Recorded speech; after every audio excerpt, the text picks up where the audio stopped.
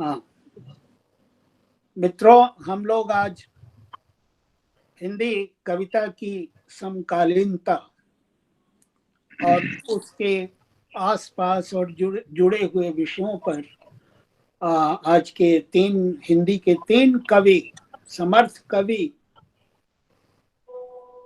अरुण शीतांश, भरत प्रसाद और मैं यानी मिथिलेश श्रीवास्तव इस विषय पर बात करेंगे। और इस बात की शुरुआत करेंगे अरुण शीतांश। तो मैं अरुण शीतांश का परिचय आप लोगों को आज फिर देना चाहता हूं। हालांकि हम लोगों का परिचय लिखावट के YouTube पर उपलब्ध है। अरुण शीतांश बिहार के रहने वाले और चर्चित कवि हैं। भूगोल और हिंदी उनके एकेडमिक सब्जेक्ट्स रहे। आपने LLB किया है और PhD किया है। 3 कविता संग्रह हैं जिनके नाम है एक ऐसी दुनिया की तलाश में, हर मिनट एक घटना है और पत्थरबाज। तो ये तीनों कविता संग्रह हैं उनके। आलोचना की किताब है शब्द साक्षी हैं। एक संपादित किताब भी है पंचदीप। दूसरी किताब है युवा कविता का जनतंत्र, बादल का वस्त्र, विकल्प है कविता, सहाय सम्मान, युवा शिखर साहित्य सम्मान। सहाय सम्मान का मतलब शिव पूजन सहाय साहित्य सम्मान, युवा शिखर साहित्य सम्मान इत्यादि से सम्मानित। देशज नाम की एक साहित्यिक पत्रिका का संपादन करते हैं।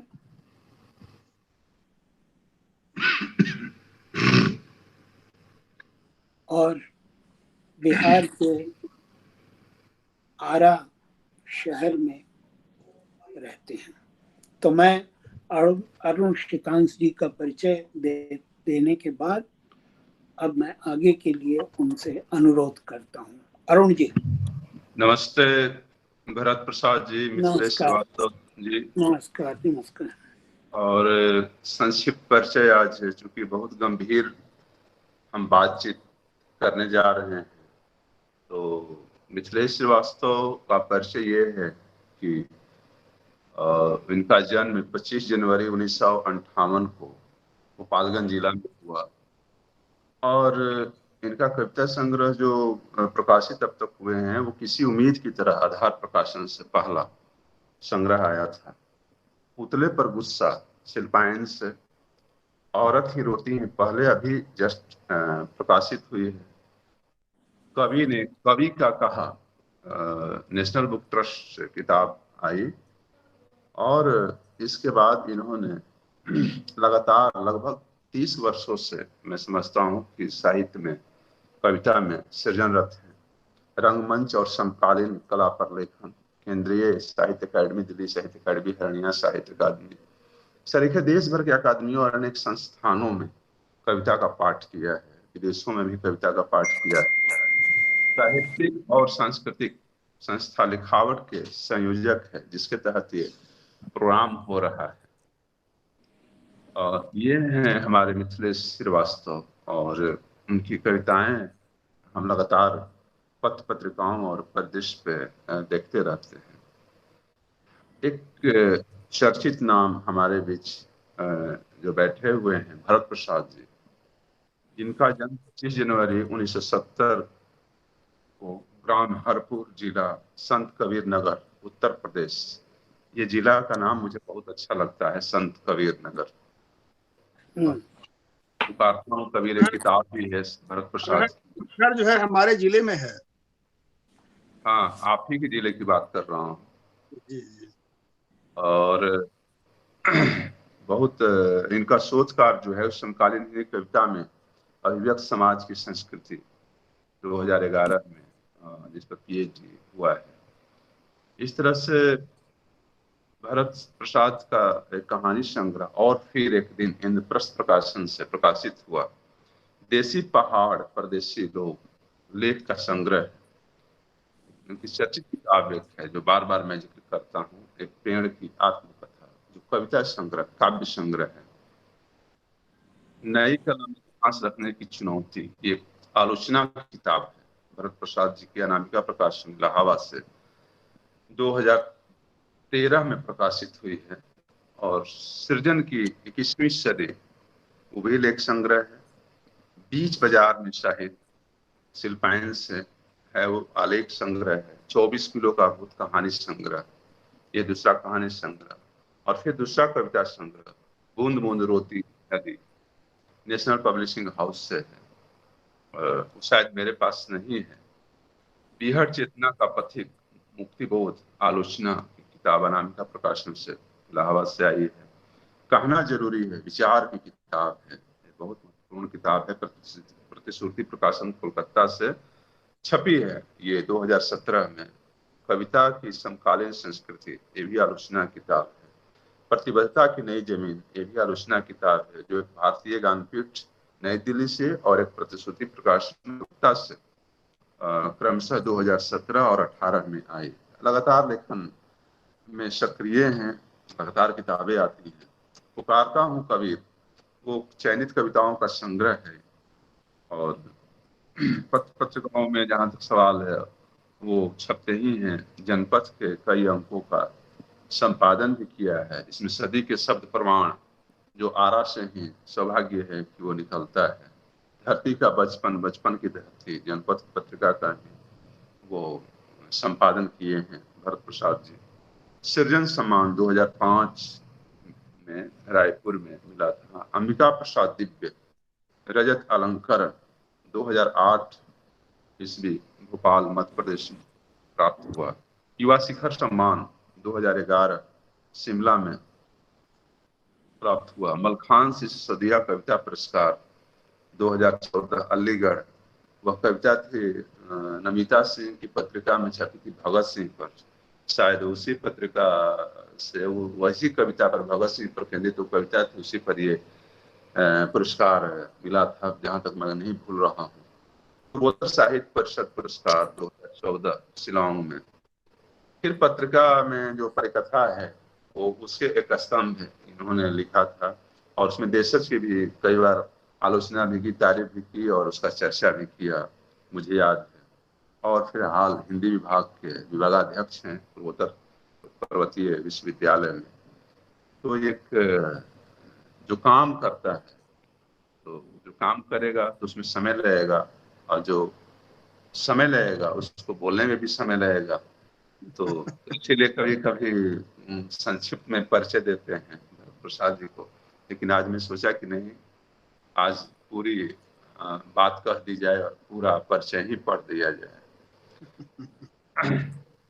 अभी 2 दिन से पढ़ रहा था एक कविता मिथिलेश श्रीवास्तव की, बहुत शानदार कविता, लवारिस युग में। छोटी सी कविता है। ऐसा लगता है कि किसी दिन कंबल में लिपटे हुए हम पाए जाएंगे, दरवाजा तोड़कर कोई अनजान आएगा हमें तलाशता हुआ। नाक पर रुमाल रखे हुए हमारे फोन में परिजनों का नंबर खोजेगा, कहीं कोई फोन नहीं उठाएगा, लवारिस समझकर हमें उठा ले जाएगा। हमें कैसे पता चलेगा जिस तरह से लाशें नदी में तैरती हुई बहती हुई चली आ रही हैं एक जगह से दूसरी जगह। शमशानों में जगह कम पड़ जाने से कफन और लकड़ियां और आग और 4 कंधे मिलते नहीं है अब, मिलते नहीं है अब। शव यात्रा जैसी अब कोई यात्रा नहीं है, कोई मरना नहीं चाहता हमारे लिए। ये बहुत संवेदनशील और गहरे बैठ वाली कविता है मिथिलेश की। रेलिवेंट है कोरोना वायरस युग को लेकर के, जो अभी स्थितियां बनी हैं। कई परिजन अपने परिजनों को छोड़ रहे हैं, लेकिन जैसे मैं वो पढ़ रहा था, आजकल गंगा चर्चा में है, तो भरत प्रसाद जी की एक कविता मुझे प्राप्त हो गई, गंगा का बनारस। वह कविता है, थोड़ी लंबी है लेकिन जल्दी से पढ़ूंगा, कविता की तरह नहीं पढ़ूंगा, पढ़ने की तरह पढ़ूंगा। गंगा का बनारस, भरत प्रसाद की कविता। जन जन में श्रद्धा से गंगा मैया कही जाने वाली नदी का चेहरा आज पहचानने लायक नहीं रह गया है। पछाड़ खा खा कर रात दिन खून के आंसू रोती, अचरा पसार कर प्राण की भीख मांगती, जहर का घूंट पी पी कर मौत के एक एक दिन गिनती, गूंगी पराजय की मूर्ति बन गई है गंगा। अरे तुम्हारे छूते ही गंगा का पानी काला क्यों हो जाता है? तुम्हारे पास जाते ही गंगा कांपने क्यों लगती है? तुम्हारे नहाते नहाते गंगा के विषाक्त हो जाने का रहस्य अब समझ में आ गया। कैसे प्रेम किया, कैसा प्रेम किया कि भीतर भीतर सड़ गई है गंगा। तुमने कैसी पूजा की कि जन्म जन्मांतर के लिए दासी बन गए। तुमने कैसी श्रद्धा की कि मर रही है नदी। कितना भयानक साबित हुआ तुम्हारे उसे माँ कहना। कितना भयानक हुआ, कितना भयानक साबित हुआ तुम्हारा उसे माँ कहना। कितना उल्टा पड़ गया गंगा का माँ होना। सिद्ध हो चुका है तुम पर नदियों की हत्या का इतिहास। यह नदी है या कोई और जो मात खा खा कर भी धैर्य खोने का कभी नाम ही नहीं लेती। पी जाती है हलाहल अपमान, सह जाती है अपने पानी के पानी उतर जाना, छिप जाती है तरंगों में। हाहाकार, हाहाकारी विलापी, आखिर यह कौन है जो मर मिट कर भी करोड़ों शरीर में प्राण सींचती है, सदियों में गंगा बनारस के लिए जीती है। काश, काश गंगा के लिए बनारस 4 दिन भी जी लेता। बनारस बसा हुआ है गंगा की आत्मा में, मिट्टी में धंसे हुए बरगद के मानिंद। मगर देखो तो, मगर देखो तो बनारस के लिए गंगा की हैसियत अहक अहक कर जीती हुई बीमार बूढ़ी, बुढ़िया से भी बदतर है। समूचे शहर का दुख दर्द धो डालने के लिए गंगा के पास आंसू ही आंसू है। गंगा के पास आंसू ही आंसू है, मगर बनारस की आंखों में गंगा के लिए आंसुओं का अकाल ही अकाल। रो सको तो जी भर कर रो लेना, रो सको तो जी भर कर रो लेना। शायद तुम्हारे माथे पर लगा हुआ गंगा की हत्या का ऐतिहासिक कलंक थोड़ा बहुत धुल जाए। धन्यवाद।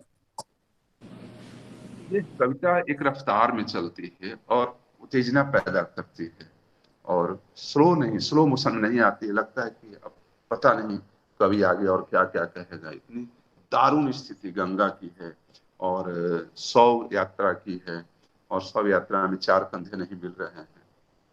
हम अपनी बात शुरू करेंगे। चूंकि हमारे पास टोटल 10 प्रश्न हैं। 2 प्रश्न मिथिलेश सर के पास है, और वो प्रश्न जो है वहीं से शुरू होगा जहां से मिथिलेश सर कहेंगे। लेकिन हम सीक्वेंस में जोड़ना चाहेंगे क्योंकि वो दोनों क्वेश्चन मालूम है मौखिक तौर पे। लेकिन हमारे पास भरत प्रसाद की 4 क्वेश्चन और 4 क्वेश्चन मेरा। तो सबसे पहले मैं ये जानना चाहते हैं, भरत प्रसाद के प्रश्न से शुरुआत करते हैं। बहुत अच्छा, स्वागत है, स्वागत। भरत जी ने पहला प्रश्न ही किया है कि कविता की पठनीयता के सबसे मूलभूत और आवश्यक तत्व क्या है? कविता की पठनीयता का, इस पर बहुत सारे सवाल हैं, और सवाल के अंदर भी सवाल 2 आ गए हैं। लेकिन ये बहुत गंभीर प्रश्न है, बहुत दिनों से चलता आ रहा है कि कविता की पठनीयता के सबसे मूलभूत और आवश्यक तत्व क्या है। तो हम तो चूंकि 2 आदमी हैं तो पहले तो मिथिलेश सर से ही जानेंगे। लेकिन इससे पहले हम ये कहना चाहते हैं कि निश्चय का एक वाक्य है, बहुत मशहूर है, और पठनीयता को लेकर इसका जिक्र भी किया जाता है। Friedrich Nietzsche, people do not want to hear the truth because they do not want to see their illusion destroy.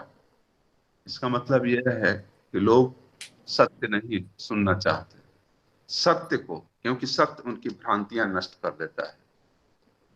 अब चूंकि हम अपनी बात बाद में रखेंगे, पहले मिथिलेश सर से जान लें, उसके बाद हमारे मन में आंसर आ रहा है, मैं थोड़ा सा वो किया हूँ 2 मिनट का आंसर। तो मिथिलेश सर, आपका पठनीयता पर क्या विचार है? अरुण जी शुक्रिया। कविता को लेकर के बहुत सवाल हमारे मन में रहते हैं, लोगों के मन में भी रहते हैं, विद्वानों के मन में भी रहते हैं। उनमें से एक पठनीयता भी है, और पठनीयता का सवाल कविता के संदर्भ में बहुत जरूरी सवाल हो जाता है। आप उपन्यास, कहानी को जब पढ़ते हैं वहां भी पठनीयता आती है, लेकिन वहां एक सुविधा है। उपन्यास के 1 या 2 अध्याय पढ़ के आप उसको पढ़ना स्थगित कर सकते हैं,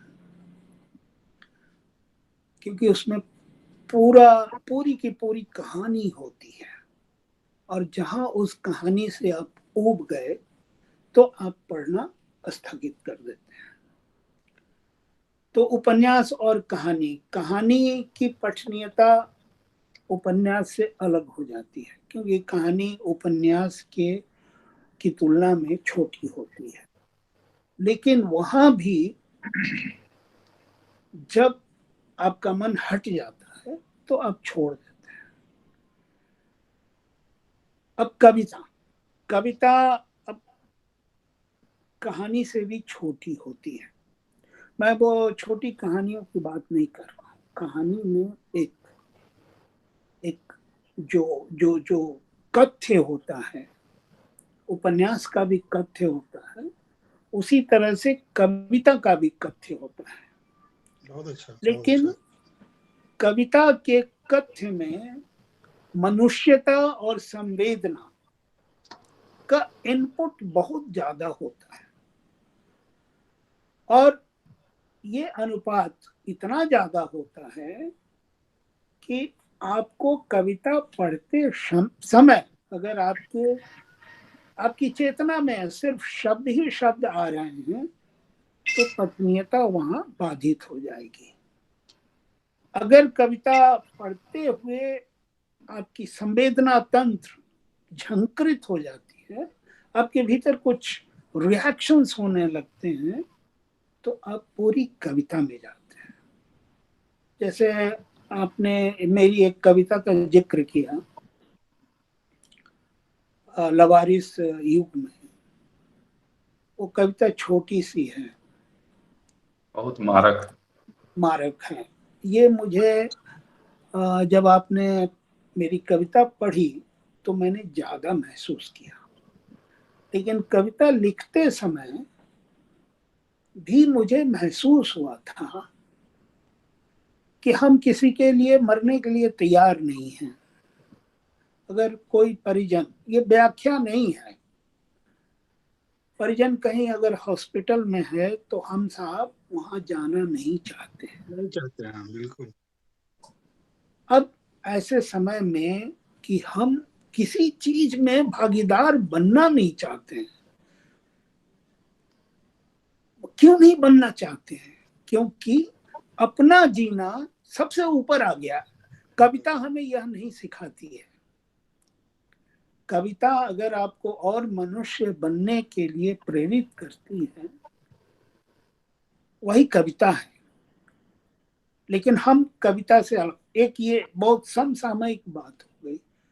तो कविता में जब कविता आप पढ़ना शुरू करते हैं तो आप उस कविता में डूबने लगते हैं। कुछ होता है, कुछ रिएक्शन होता है पाठक के अंदर, और वो रिएक्शन आपको कविता तक ले जाती है। अगर वो रिएक्शन नहीं हुआ तो फिर पाठक कविता पढ़ भी लेगा तो उसको पढ़ा हुआ नहीं माना जाएगा। फिर उसके भीतर कोई परिवर्तन नहीं आएगा।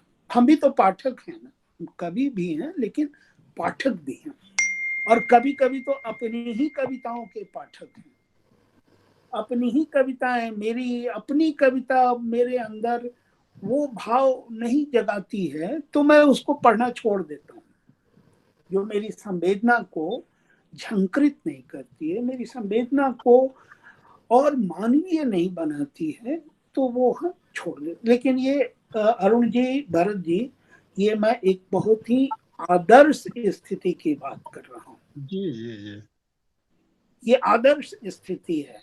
इसको आप ये नहीं कह सकते कि ये आदर्श स्थिति हमें हर जगह हर कविता में होगी, मौजूद होगी, विन्यस्त होगी। हाँ, आपने मूलभूत बातें की।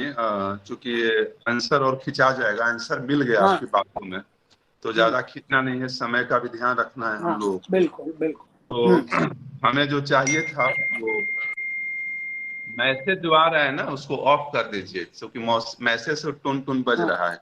हाँ, तो प्रश्न ये भरत प्रसाद की यह था कि कविता की पठनीयता के सबसे मूलभूत और आवश्यक तत्व क्या क्या है, मूलभूत तत्व।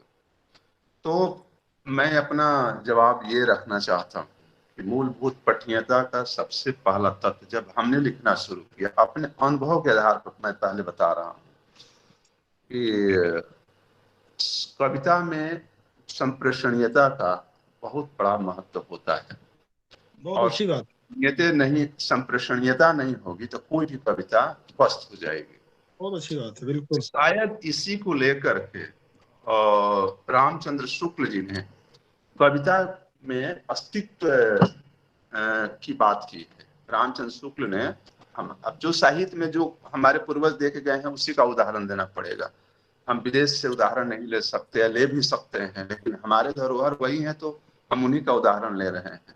क्योंकि आजकल हिंदी समाज पट्टी में कुछ भी बोलने से पहले आचार्य रामचंद्र शुक्ल का ले रहे हैं, नामवर जी का नहीं लिए, उनका नहीं लिए, एक अलग हो जाता है। खैर, तो अस्तित्व की बात करते हैं, अस्तित्ववाद की नहीं करते। तो कविता का अस्तित्व कैसे बना रहेगा जब कविता का अस्तित्व संप्रेषणीयता के साथ बना रहेगा। अस्तित्व से मतलब वो है, हम जहां तक समझते हैं, क्योंकि बहुत बड़े आलोचक हैं, वो बहुत सोच समझ करके बात कहे होंगे, तो उसकी पठनीयता, उसकी संप्रेषणीयता के लिए सहजता, उसके आसपास की चीज और उसके तमाम जो परिवेश हैं, जो कवि जहां रह रहा है वहां का चीज वो उठा करके साहित्य में ला रहा है। अब उसको पढ़ेगा कौन? पहले स्वयं कवि पढ़ेगा। कवि खुद पाठक होता है, मिथिलेश सर ने कहा, और बहुत अच्छी बात है कि मिथिलेश सर ने, रिपीटेशन हो जाएगा उस बात को, मैं थोड़ा सा अलग बात कहना चाह रहा हूँ कि कविता की पठनीयता को अगर सहजता पूर्वक शब्दों के साथ प्रयोग करते हैं हम, जैसे दो उदाहरण मैं देना चाहता हूँ, विनोद कुमार शुक्ल की और आलोक धनवा की। दोनों की कविताओं में आप देखिएगा एकदम ईमानदारी पूर्वक, कहीं कोई क्लिष्ट शब्द नहीं, एकदम सहज सहज, छोटे छोटे वाक्य, छोटे छोटे शब्द, और बढ़िया ढंग से अपनी बात को कह के बाहर आ जाना। ये बहुत बड़ी बात होती है। चूंकि कहा ही जाता है कि कविता जब आप लिखते हैं तो सबसे पहले आलोचक स्वयं आप होते हैं, ये भी मैं मानता हूं और ये बात सही है। अब कविता को बाहर जाना है आपके बाद, कविता को बाहर जाने के लिए मुझे एक संप्रेषणीयता की बात कर रहा हूं तो भामह का सूत्र वह याद आता है। भामह का सूत्र, भामह बहुत बड़े विद्वान, आप सभी जानते हैं भामह का नाम, और वो लंबे वाक्य का प्रयोग करते थे, एक एक हाथ के लंबे वाक्य का प्रयोग करते थे। उसमें वो बार बार मुझे याद आता है, श्री प्रकाश ने, वरुण का मौलाना ने वो जिक्र किया है अपने आलेख में, लेकिन मुझे भी वो चीज है अट्रैक्ट की, आकर्षित की। भामह ने लिखा एक बड़ा शब्द, उन्होंने लिखा कि शब्द हीधयो विज्ञाय कृत्वा द्वद्वीपाषणा, ये एक वाक्य हो गया, विलोक्येन निबंधा अस्य कृत्वा काव्य क्रियादरः। अर्थात शब्द और उसके अर्थ से समझकर कवियों को काव्य रचना की कोशिश करनी चाहिए, उनकी उपासना करनी चाहिए, जिसको हम लोग साधना की बात करते हैं। कविता साहित्य है, साधना की चीज। कविता का तत्व, भरत प्रसाद का क्वेश्चन है, वो तत्व जो है वो यहीं से मिल रही है। आपको ये जान करके खुशी होगी कि अभी तक जो साहित्य, हिंदी साहित्य जो लिखा गया और उसका जो कालखंड है वो बहुत बड़ा है।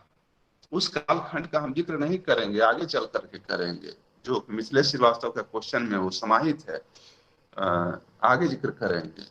तो मैं ये चाहता हूँ, मेरा मानना है कि मूलभूत जो है सिद्धांत कहें, सिद्धांत भी कर सकते हैं, थ्योरी, और उसका प्रैक्टिकल व्यवहार। प्रैक्टिकल पाठक के लिए हो गया, सिद्धांत कवि के लिए हो गया। इसलिए सिद्धांत हुआ कि आप स्वयं लिख करके एक सिद्धांत गढ़ रहे हैं, लेकिन सिद्धांत नहीं, वो कविता में गढ़ रहे हैं। तो कविता में आपके पीछे एक कला होनी चाहिए। कविता ही में क्यों, कहानी में भी होनी चाहिए, उपन्यास में भी होनी चाहिए, यात्रा संस्मरण तक होना चाहिए, वो डायरी तक होनी चाहिए।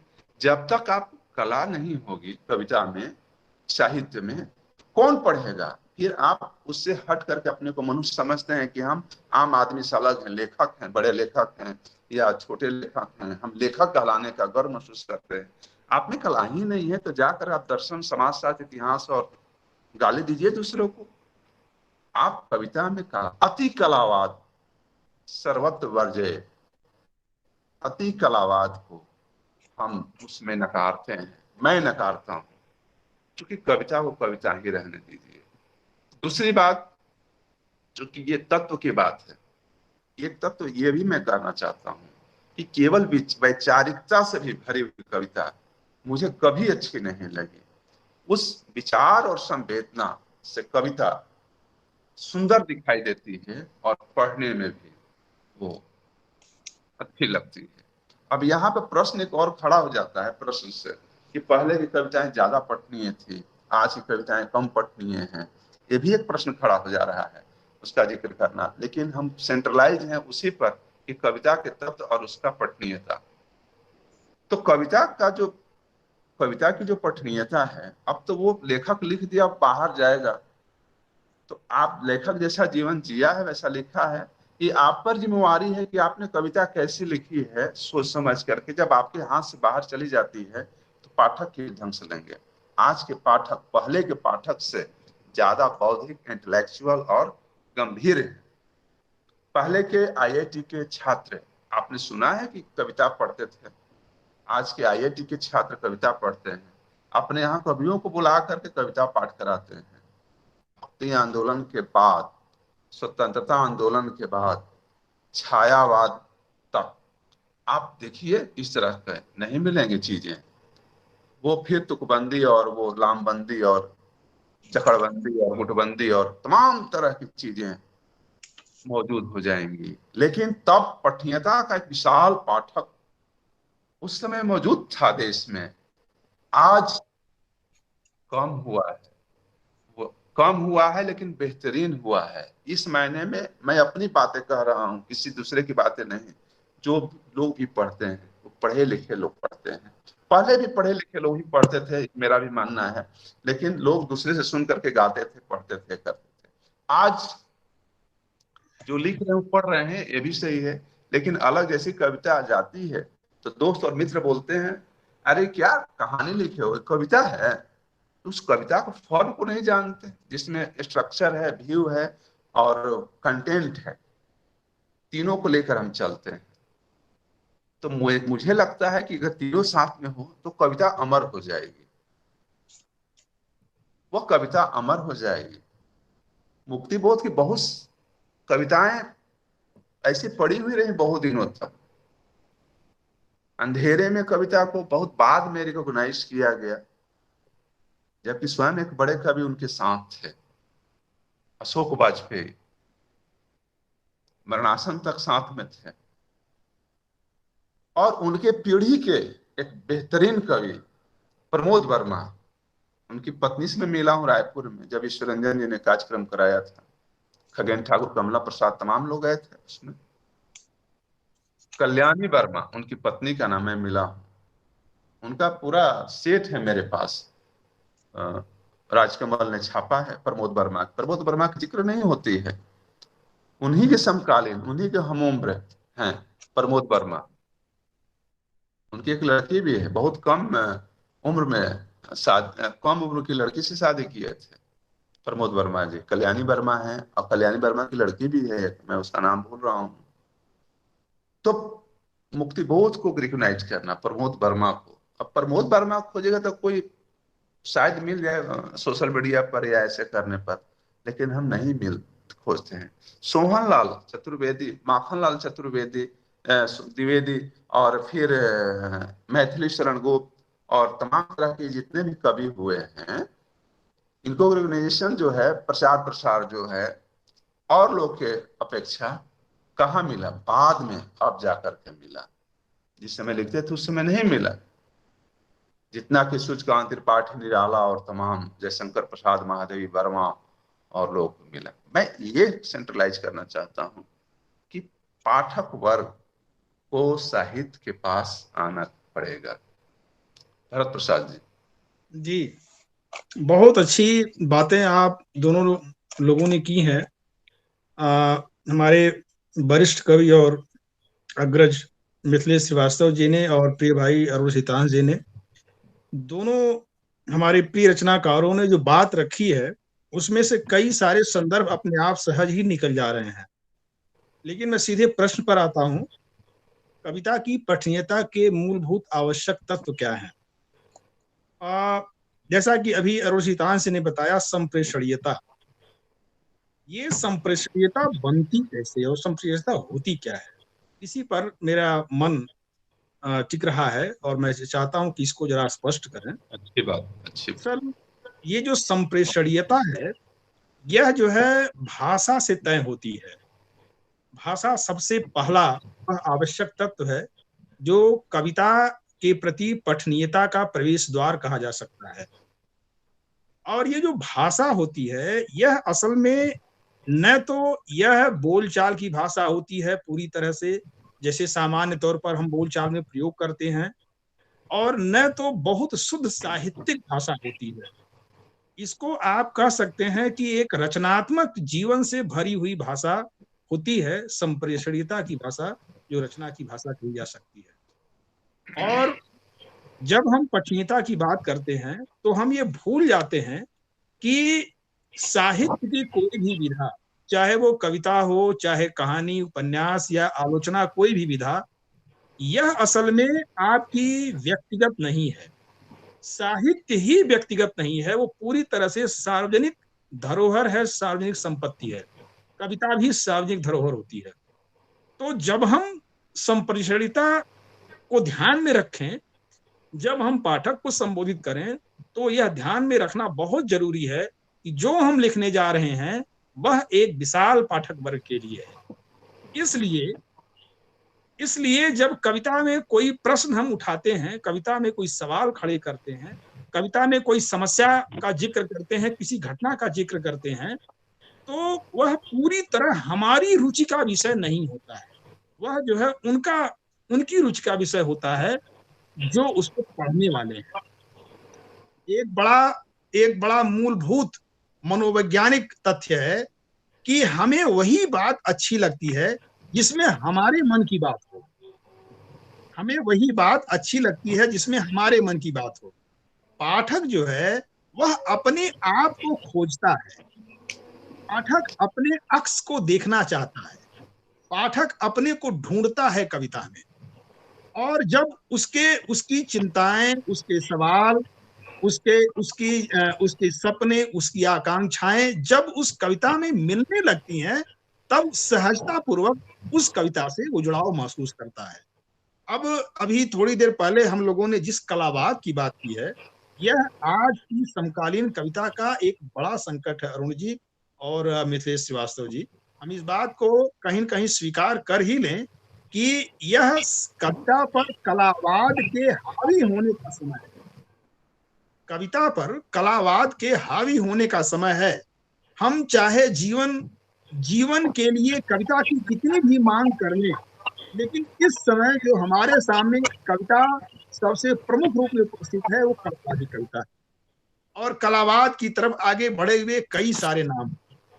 अब मैं आपको उदाहरण देके बताना चाहता हूं। एक अपने अपने बीच में बहुत ही जाने पहचाने चर्चित कवि के संग्रह को मैंने मंगाया। बहुत चर्चित संग्रह है, वो चर्चित नाम भी हैं। उस संग्रह की एक एक कविता को मैं पढ़ गया, एक एक कविता को पढ़ गया मैं, और मुझे इतनी निराशा हुई कि मैं क्या बताऊं, कह नहीं सकता। जहां पर न कोई ढंग की संवेदना थी, न तो कोई मूलभूत सवाल उसमें केंद्रित थे। एक प्रकार से वो पूरा कलावाद का एक कह सकते हैं पिटारा संग्रह लग रहा था। मुझे लगा कि अब ऐसी स्थिति में हमारे सामने पाठक कोई लक्ष्य नहीं रह गया है।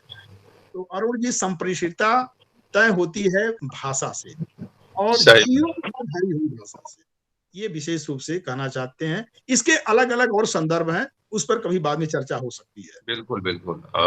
हम लोग को असल अपनी तैयारी के साथ आए हुए हैं, तो समय अधिक लग रहा है, और 4:50 हो गए एक क्वेश्चन लेने में, और कुछ अतिरिक्त हम लोगों ने बातें की थी ऑफ द रिकॉर्ड, उसमें भी समय लगा है।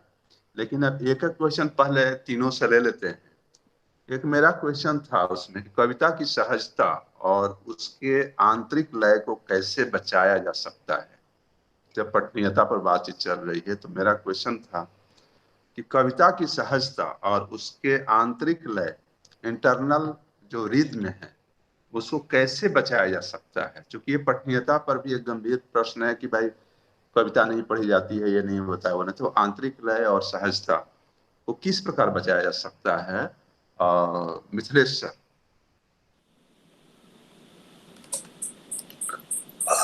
शुक्रिया अरुण जी। मैं इस प्रश्न पर आने के पहले मैं भरत जी की बात से एक छोटी सी बात निकली, छोटी सी नहीं बड़ी बात है, जिसका एक छोटा सा मैं उस पर बात करना चाहूँगा कि संप्रेषणीयता भाषा पर निर्भर करती है, ये तो बिल्कुल ठीक है, लेकिन कविता को हम भाषण नहीं कह सकते हैं। आपकी एक कवि की कविता की संप्रेषणीयता निर्भर करती है उसकी वैचारिकता पर, उसके सरोकार पर, उसकी संवेदनशीलता पर और उसके अनुभवों पर। तो वो जितना जितना मनुष्य होगा और जितना अपने समाज के प्रति सरोकार महसूस करेगा, वैसी कविता उसकी कलम से निकलेगी। और कविता अपने लिए भाषा लेकर भी आती है, ऐसा मेरा मानना है। आप लोग तो विद्वान लोग हैं साहित्य के, तो मेरा मानना है कि हर कविता अपनी भाषा लेकर आती है, अपना शिल्प लेके आती है, लय भी लेके आती है। हाँ, ये जरूर है कि आपका सरोकार जितना गहरा होगा, जितना सामाजिक होगा, जितना मनुष्यता से भरा हुआ होगा, उसी तरह की भाषा आएगी, उसी तरह का शिल्प आएगा। तो आपका सवाल क्या था अरुण जी? कविता की सहजता और उसके आंतरिक लय को कैसे बचाया जा सकता है। हाँ, आंतरिक लय को बचाने का काम कवि नहीं करता है। कवि के भीतर एक लय होती है और वो कविता में वो लय अपने आप चला आता है। अब लय बचाने के लिए, लय से क्या तात्पर्य हो सकता है हमारा? क्या छंद से है? नहीं। क्या उसके मीटर से है? नहीं। कविता के भीतर जो लय है वो उसके उसकी कहानी में ही है, उसके कथ्य में है, उसके ब्यौरों में है। अब ये कवि कैसे उस चीज को अपनी कविता में प्रस्तुत करता है, उसी से वो लय का बचना भी होगा और उसी से वो लय पाठक तक पहुंचेगा। मेरा यही कहना है। अरुण जी। मैं वो कह रहा था, इसलिए दिमाग में बात आई कि पहले कविताओं गाते थे, संगीत की तरफ पेश करते थे। आज की जो कविता लिखती है, क्या लिखते हैं हम, तो क्या उसको गा सकते हैं हम, उसको संगीत की तरफ पेश कर सकते हैं? मेरे पास इसका आंसर है थोड़ा सा। तो इसलिए मेरे दिमाग में आई कि लय जब तक बनेगा नहीं, या लय अगर है तो उसको कैसे बचाया जा सकता है? क्या वो सहजता के साथ जुड़ाव होकर मैं आपकी बात आए, मैं थोड़ा सा जोड़ देना चाहता हूँ कि रघुवीर सहाय अपने समय के, हमारे समय के बड़े कवि रघुवीर सहाय संगीत के जानकार थे। और अगर उनके संग्रहों को आप देखें तो अंत में उन्होंने अपनी कविताओं के लिए वो जो संगीत की भाषा में लिखते हैं स्वर लिपि, वो उन्होंने लिख के अपने संग्रह के अंत में उसको जोड़ा है। तो वो स्वर लिपि का मतलब है कि आप मेरी कविताओं को इस तरह से संगीत में संगीतबद्ध कर सकते हैं। अब देखिए कि दो तरह की बातें हैं। जैसे फिल्मों में देखिए, उस तरह के जो छंद वाले गीत हैं वो भी गाए गए हैं, और कुछ गीतकारों ने छंद विहीन चीजें लिखी हैं, उनको भी गाया गया है, जिसमें गुलजार का नाम आप ले सकते हैं, और भी लोग हैं, नए लोगों में भी हैं। तो हमारी कविता में एक संगीत है जिसकी पहचान नहीं हुई है। पिछले 30 वर्षों में, 30 नहीं 50 रख लीजिए, 50 वर्षों में जो कविताएं लिखी गई हैं उनके भीतर संगीत है, लय है, लेकिन वो सब अपरिचित है, उस पर कोई शोध नहीं हुआ है, उसमें वो छंद, लय और संगीत की खोज नहीं हुई है। लेकिन ये सारे तत्व कविता में मौजूद हैं। अब कोई विद्वान उस पर ध्यान देगा तो वो सारी चीजें, और जो गा के सुनाई जाती हैं वो तो पुराने छंद हैं, वो रेपिटिशन है, और रेपिटिशन में आप नई बातें नहीं कह पाते हैं, अपने समय को नहीं पकड़ पाते हैं। अब आप बताएं अरुण जी अपनी बात बताएं। बहुत अच्छी बात आपने की और रखी। भरत प्रसाद जी, क्या इन कविताओं को गाया जा सकता है जो हम लिखते हैं या पढ़ते हैं? बिल्कुल बिल्कुल गाया जा सकता है, बिल्कुल गाया जा सकता है। यह जो है हमको फिल्मों से सीखने लायक है। इस समय फिल्मों के तमाम गीत जो आ रहे हैं पिछले करीब 10-20 वर्षों से, वे गद्य गीत हैं, एक प्रकार से गद्य गीत हैं, लेकिन वह इतने लयात्मक हैं, इतने सुर लय ताल संगीत से बधे हुए हैं कि कहीं अरिजीत सिंह उसका बड़ा उदाहरण है। बहुत अनेक उदाहरण हैं। मैं इसलिए कह रहा हूं कि इस गद्य कविता में भी लय भरपूर हो सकता है, इसका संकेत मैं फिल्मों के गीतों के माध्यम से दे रहा हूं। दूसरी चीज यह है कि रविन्द्रनाथ टैगोर ने अपने पूरी काव्य क्षमता को, पूरी काव्य प्रतिभा को 2 विधाओं में विस्तृत किया है। गद्य कविता, बांग्ला गद्य कविता और बांग्ला गद्य गीत। ऐसे गीत लिखे उन्होंने जो तुकबंदी से रहित हैं, जिसमें तुकबंदी है ही नहीं।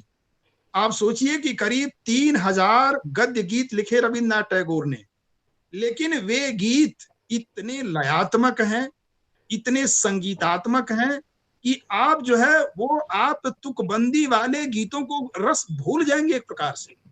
ये अपने आप में बड़ा उदाहरण है। वहां पर जो है आप सोचिए कि रविन्द्रनाथ के गीत जन जन में व्याप्त हैं, आज की तारीख में भी जो गद्य गीत लिखा उन्होंने।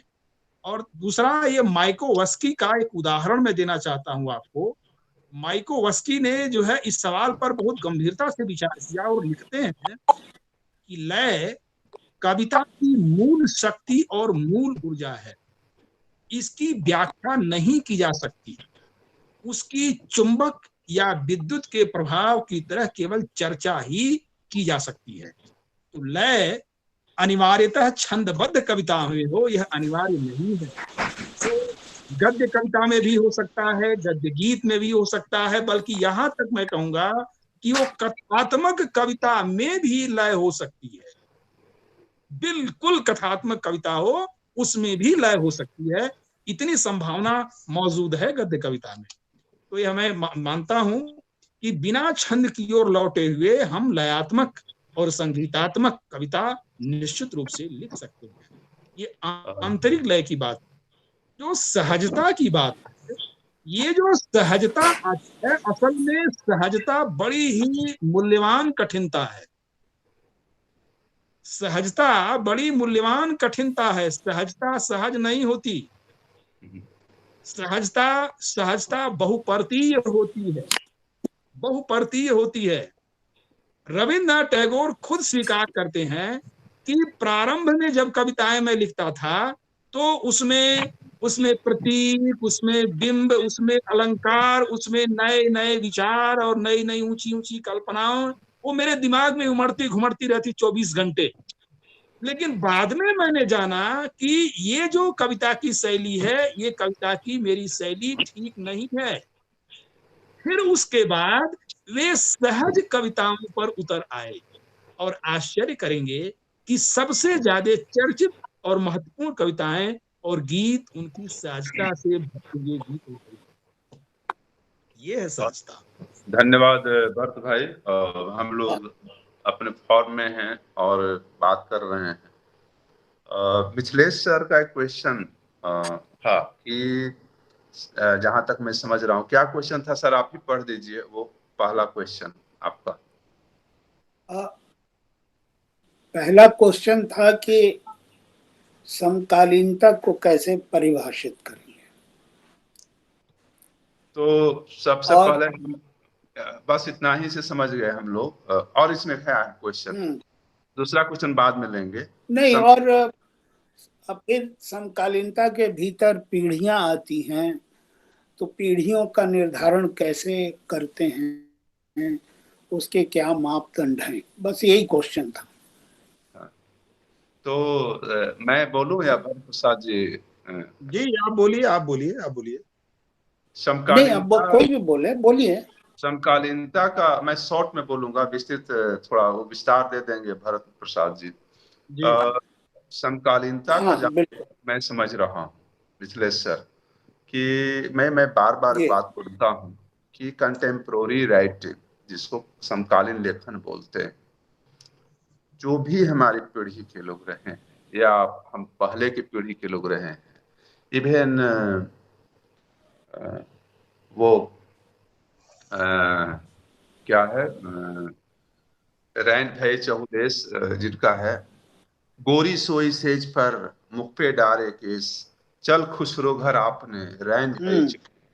खुसरो की भी मैं बात करता हूँ तो खुसरो भी अपने समय के समकालीन रचनाकार थे, और कालीन रहीम, रैदास, सूरदास, तुलसीदास, कबीरदास, जितने भी कवि हैं, उसके बाद जो हिंदी की परंपरा और कालखंड है और अब तक और हमारे बाद की पीढ़ी तक, वे सब समकालीन हैं अपने समय के अनुसार। अब रह गई बात पीढ़ियां बनाने की कि कैसे बने, ये बहुत टेक्निकल सवाल है। टेक्निकल सवाल ये है कि पीढ़ियों को हम कैसे बना सकते हैं। पिछले दिनों लगभग 1.5 दशक से यह बात चली आ रही है कि 8वें दशक और 9वें दशक और 7वें दशक का भी, तो ये हमने खुद ही तय कर लिया है एक सुविधा के लिए कि ये एक विनोद कुमार शुक्ल की पीढ़ी है, सुख वाजपेयी और नरेश सक्सेना की पीढ़ी है, और एक पीढ़ी 8वीं दशक में जो विजय कुमार और अरुण कमल और उनके पीढ़ी के राजेश जोशी ये हैं, 9वें दशक में कुमार अंबुज, बद्री नारायण निलय उपाध्याय और देवी प्रसाद मिश्र और तमाम, फिर उसके सटे हुए हमारी पीढ़ी है। तो हमारी तो कोई पीढ़ी बन नहीं पाई। उसके बाद के सदी के अंत की पीढ़ी आ गई और हमारे भरत प्रसाद जैसे, आशीष त्रिपाठी और अरुण देव और तमाम बड़े बड़े बड़े बड़े नहीं कहना चाहिए अपनी पीढ़ी के बारे में, ऐसे ऐसे लेखक हैं, अशोक कुमार पांडे, सब हमारे हम उम्र हैं, 1-2 साल के अंतर पर उनका जन्म है और लेखन एक साथ शुरू हुआ है जितेंद्र श्रीवास्तव तक। तो ये एक पूरा एक श्री प्रकाश है, श्री प्रकाश शुक्ल, बड़े उम्र में वो बड़े हैं, लेकिन लेखन हमारे साथ उन्होंने शुरू किया। आशीष ने हमारे साथ शुरू किया, अरुण देव ने, भरत प्रसाद ने, सब लोग। हमारी तो कोई पीढ़ी ही नहीं बन पाई कि 9वें दशक में है कि सदी के अंत में, लेकिन पीढ़ियों को बनने का सवाल है। मैंने इसी आक्रोश में मैंने एक 1970 से 75 तक के जो जन्म लिए थे कवि, मैं गुस्सा में एक अंक देशज का निकाला था, उसमें ऐसे ऐसे कवि सम्मिलित मैंने किया था। मैं पीढ़ी बनाने के लिए नहीं किया था, हमारी आइडेंटिटी जो है वो नहीं बन पाई। मेरा कहना यह है कि आप कविता लिखते हैं तो भैया कविता पर बात करो, पीढ़ियों पर क्यों बात करो। लेकिन आपका सवाल पीढ़ी को बनने के लिए करके है। थोड़ा सा अलग मैं बात ये कर रहा हूं कि जो कवि किसान पे कविता लिखता है, अखबार पर लिखता है, घर पर, मकान पर, महल पर लिखता है, जो जिस क्षेत्र का लिखता है ज्यादा लिखता है, उसको आइडेंटिटी उसी रूप में मिलनी चाहिए, और ये किसान का कवि है। जैसे चुपके से हम बोलते हैं कि किसानी कवि है अष्टभुजा शुक्ल, संस्कृत पढ़ाते हैं, वेशभूषा वैसे ही सारा कुछ है, तो अष्टभुजा शुक्ल का नाम आता है।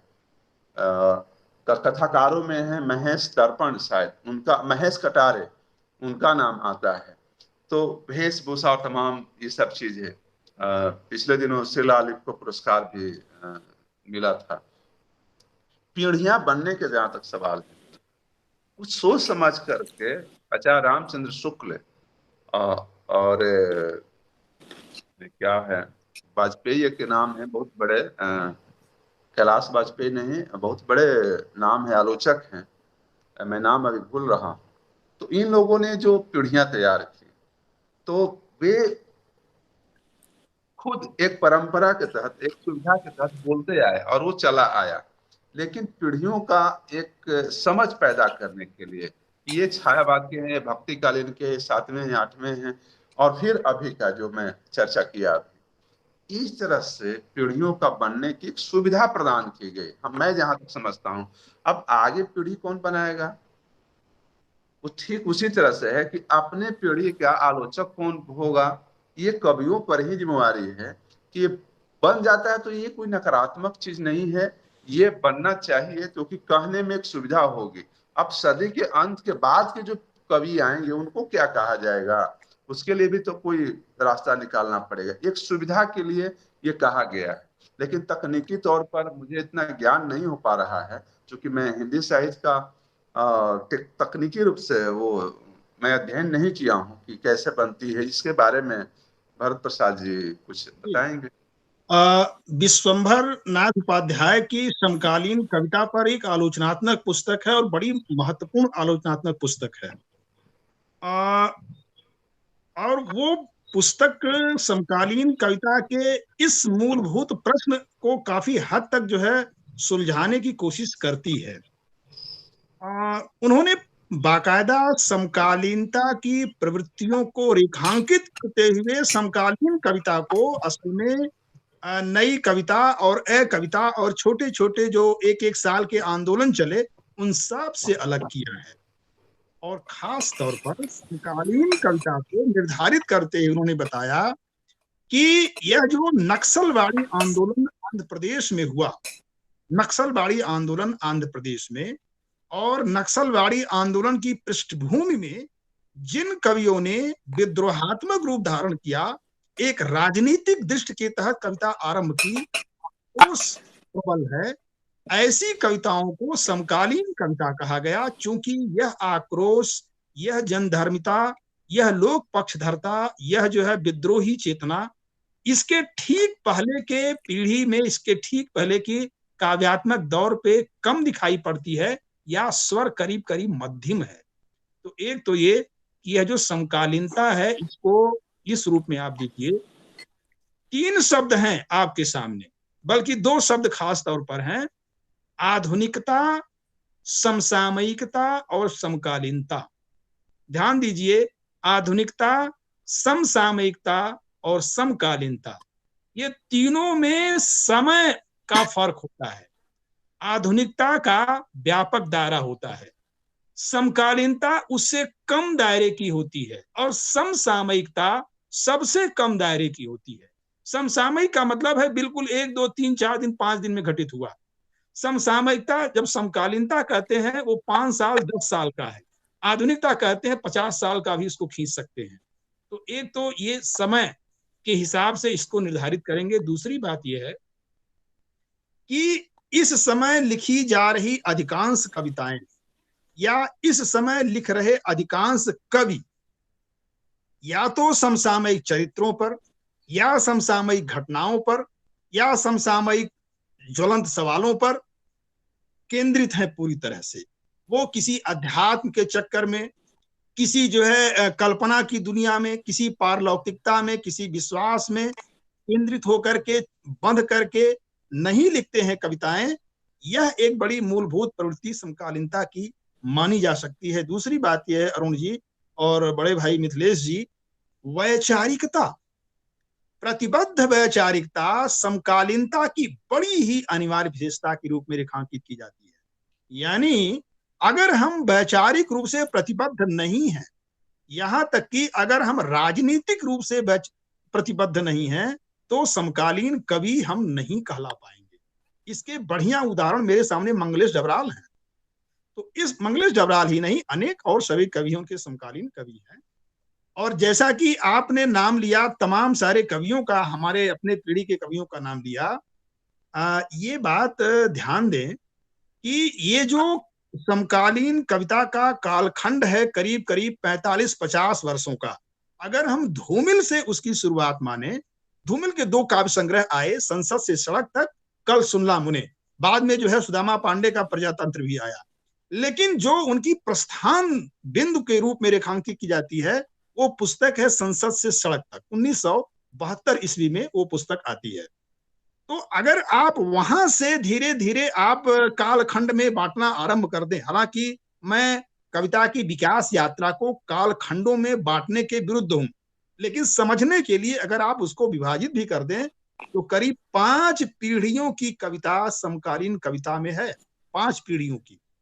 ऐसी स्थिति में ये जो कालखंड है, ये पहला कालखंड जो है आप कह सकते हैं कि धूमिल और उनके समकालीन कवियों का, फिर उसके बाद अरुण कमल जैसे कवियों का, इसके बाद बद्री नारायण, बोधिसत्व और एकांत श्रीवास्तव का नाम इधर कम लिया जा रहा है, वो कवि हैं, देवी प्रसाद मिश्र जी हैं, हमारे सामने मिथिलेश श्रीवास्तव जी हैं जो कि उसी पीढ़ी में आएंगे।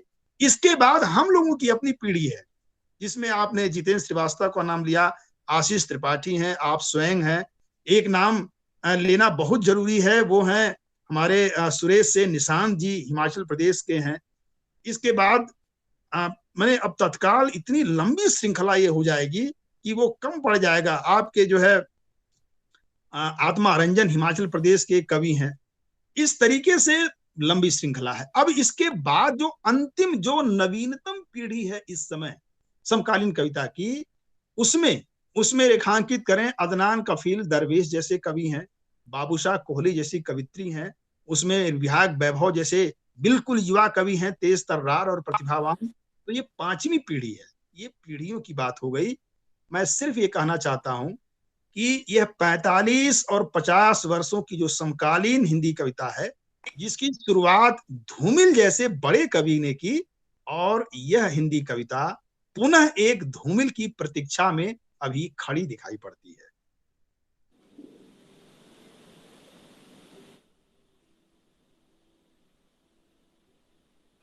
कहाँ गए अरुण जी?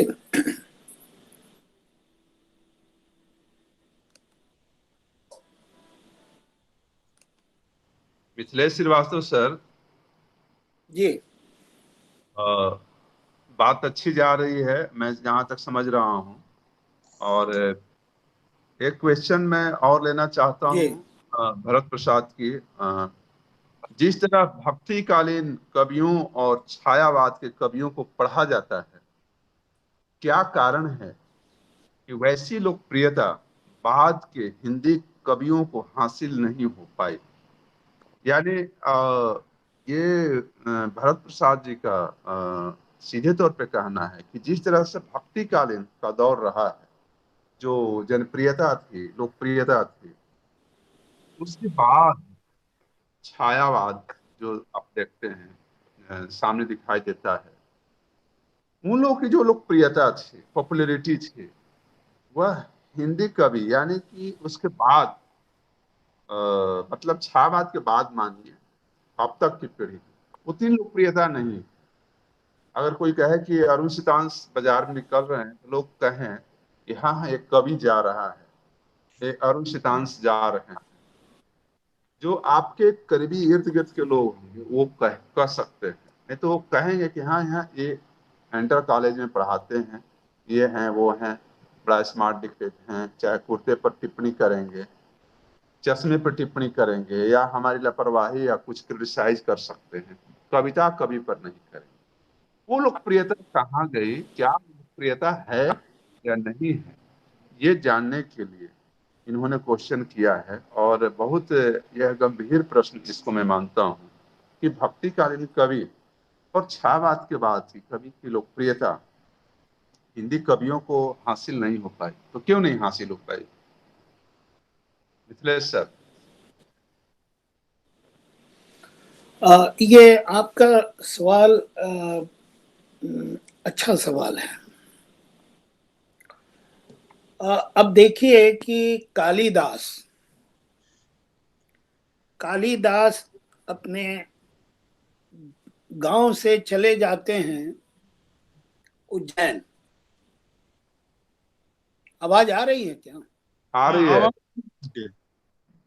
हाँ, वो उज्जैन चले जाते हैं और उज्जैन में अपनी कृतियां लिखते हैं और वहां से वो अपने गांव व्यापारियों से भेजते हैं, व्यापारियों के हाथों। वहां से अगर हम देखते चलें तो कबीर तक आते हैं, तो कबीर तो लोगों के बीच में रह के और सेल्फ एम्प्लॉयड थे, कपड़ा बुनते थे, झिनी झिनी चदरिया करते थे और गा के सुना के कविता करते थे। फिर हम लोग धीरे धीरे आगे बढ़ते हैं, आजाद होते हैं। आजाद हिंदुस्तान में बाजार हावी होने लगता है, शहर हावी होने लगता है। तो आपके जितने कैरियर्स हैं जो कविता को लोगों के बीच ले जाते हैं, वो सारे कैरियर्स अब संस्कृति के शिकार हो जाते हैं। जो हम लोग पिछली गोष्ठी में हम लोगों ने अब संस्कृति की बात की थी। अब देखिए, कम्युनिकेशन के जो पावरफुल माध्यम हैं, सबसे पावरफुल माध्यम है विजुअल मीडिया। विजुअल मीडिया के दो तरह के चैनल्स हैं, एक न्यूज चैनल्स हैं और दूसरे एंटरटेनमेंट चैनल्स हैं। अब देखिए कि इनका इम्पैक्ट कितना होता होगा लोगों पर। इनका इम्पैक्ट तो हम महसूस करते हैं। यहाँ कविता नदारत है। जितने सरकारी चैनल हैं वहाँ मेन स्ट्रीम पोइट्री जो आप हम लिखते हैं वो नदारत है। एक समय था जब कुबेर दत्त 2-3 प्रोग्राम टेलीविजन पर करते थे, सरकारी चैनल पर, हाँ, और जिसमें कविता, साहित्य, पत्रिकाएं, तमाम चीजों पर चर्चाएं होती थी। लोग कविता पाठ के लिए जाते थे। एक एक प्रोग्राम नामवर सिंह करते थे किताबों को लेकर के, और उसमें एक हिंदी के एक कवि भी बैठा करते थे। वो सिर्फ बैठे रहते थे, हम उनकी चर्चा नहीं करते हैं। हम करते हैं कि नो मर्सी। अब बहुत सारे प्रोग्राम सब बंद हो गए, अभी नहीं, बरसों से ऐसा हो रहा है, कांग्रेस के टाइम में भी, बीजेपी के टाइम में भी। तो उसके बाद आइए आप अखबारों पर, जनसत्ता को याद कीजिए, जहां प्रभाष जोशी थे, मंगलेश डबराल थे, वहां से आप शुरू करें तो आते आते आप देखेंगे कि पत्र पत्रिकाएं कविता को लेकर के क्या रवैया अपनाती हैं। मुझे याद है जब हम लोग स्कूल में थे तो वहां संगीत के और मंचीय कवियों के बड़े बड़े प्रोग्राम होते थे। अब पता नहीं अब होते हैं कि नहीं होते हैं। तो कवियों के लिए जगह कहाँ बची है? जब कवियों के लिए जगह ही नहीं बची है तो वही कवि लोक में जा रहे हैं, सीमित अर्थों में, लिमिटेड सेंस में। जो एकेडमिक्स के लोग जिनका नाम लेते हैं, जैसे भरत जी जिनका नाम लेंगे, उनको माना जाएगा कि वो कवि हैं। उसमें भी जेएनयू परिवार है, दिल्ली डीयू परिवार है, तरह तरह के परिवार हैं। जो सिर्फ अगर जेएनयू का परिवार है, भरत जी भी जेएनयू से हैं, तो वो केदारनाथ सिंह की बात करें, वो रघुवीर साय की बात नहीं करेंगे, कई कवियों की बात नहीं करेंगे, भगवत रावत की बात नहीं करेंगे, हैं? तो कविता के कैरियर्स बहुत जरूरी हैं। प्रकाशक कितना मेहनत करता है आपकी कविता को समाज में ले जाने की, कोई कोशिश नहीं करता है। चाहे वो बड़ा प्रकाशक हो, सो कॉल्ड बड़ा प्रकाशक हो, छोटा प्रकाशक हो, कविता के प्रचार प्रसार के लिए कोई काम नहीं करता है प्रकाशक, अकादमियां नहीं करती हैं। हाँ, लघु पत्रिकाएं आपके लिए काम करती हैं, लघु पत्रिकाएं जितनी भी हैं, हालांकि लघु जोड़ देने से वह एक आंदोलन का प्रतीक बन जाता है। तो लघु पत्रिकाएं आपकी कविताएं ले जाती हैं। अब लेकिन आप लिखावट के YouTube चैनल पर देख लीजिए, 11 प्रोग्राम लघु पत्रिकाओं पर हम लोग कर चुके हैं। हर संपादक का यही रोना है कि उनके पास साधन नहीं है, आर्थिक साधन नहीं है। तो जिनके पास आर्थिक साधन नहीं है वो कितनी, अरुण शीतांश खुद एक संपादक हैं अपनी पत्रिका के, वो इस बात से अब उनको अपना अनुभव है कि कितना मुश्किल है एक पत्रिका निकालना। फिर भी लघु पत्रिकाओं का एक पूरा नेटवर्क है और वो लोग साहित्य को प्रमुखता से, खासकर कविता को प्रमुखता से छापते हैं। तो अब आपको लोकप्रिय होने के लिए क्या करना है? आंदोलन आपके यहाँ है नहीं। आलोक धनवा और नागार्जुन इमरजेंसी के समय के कवि हैं, दोनों में उम्र का फर्क है, लेकिन दोनों एक जन कवि की तरह उसी समय से छाए हुए हैं, क्योंकि वो आंदोलन से निकले हुए कवि थे। अब आपके यहाँ, आपके समय में ना आंदोलन है, न कैरियर्स हैं, ऊपर से गुटबाजियां हैं, और गुटबाजियां भी इतनी तेज हैं कि ये कौन है भाई, ये वामपंथी कवि हैं, ये कौन है जी, तो ये फलाना अग्रवाल पुरस्कार से सम्मानित कवि हैं, तो ये कौन है जी, तो ये अवस्थी पुरस्कार से सम्मानित आलोचक हैं। तो सबके अपने अपने तेवर हैं, अखाड़े हैं। तो ऐसे में आपके कवि को लोक में जाना आसान नहीं रह गया है। अब YouTube पर आप देख लीजिए, YouTube पर एनालिसिस करके कि हमारी कविता के कितने चैनल्स YouTube पर काम कर रहे हैं।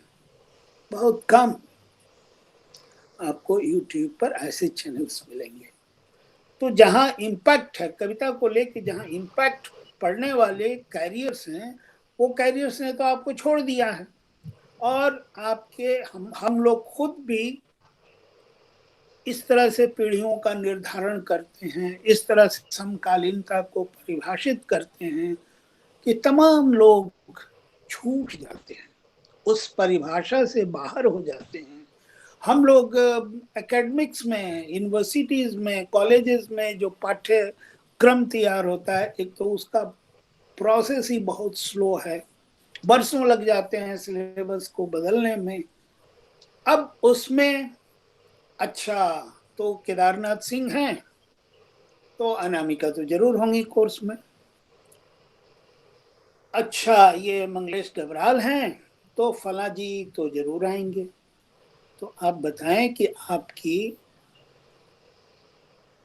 कविता में, आपकी मुख्य धारा की कविता के लोगों में इतनी अपसांस्कृतिक भावनाएं हैं, तो आपकी कविता लोक में कौन ले जाएगा?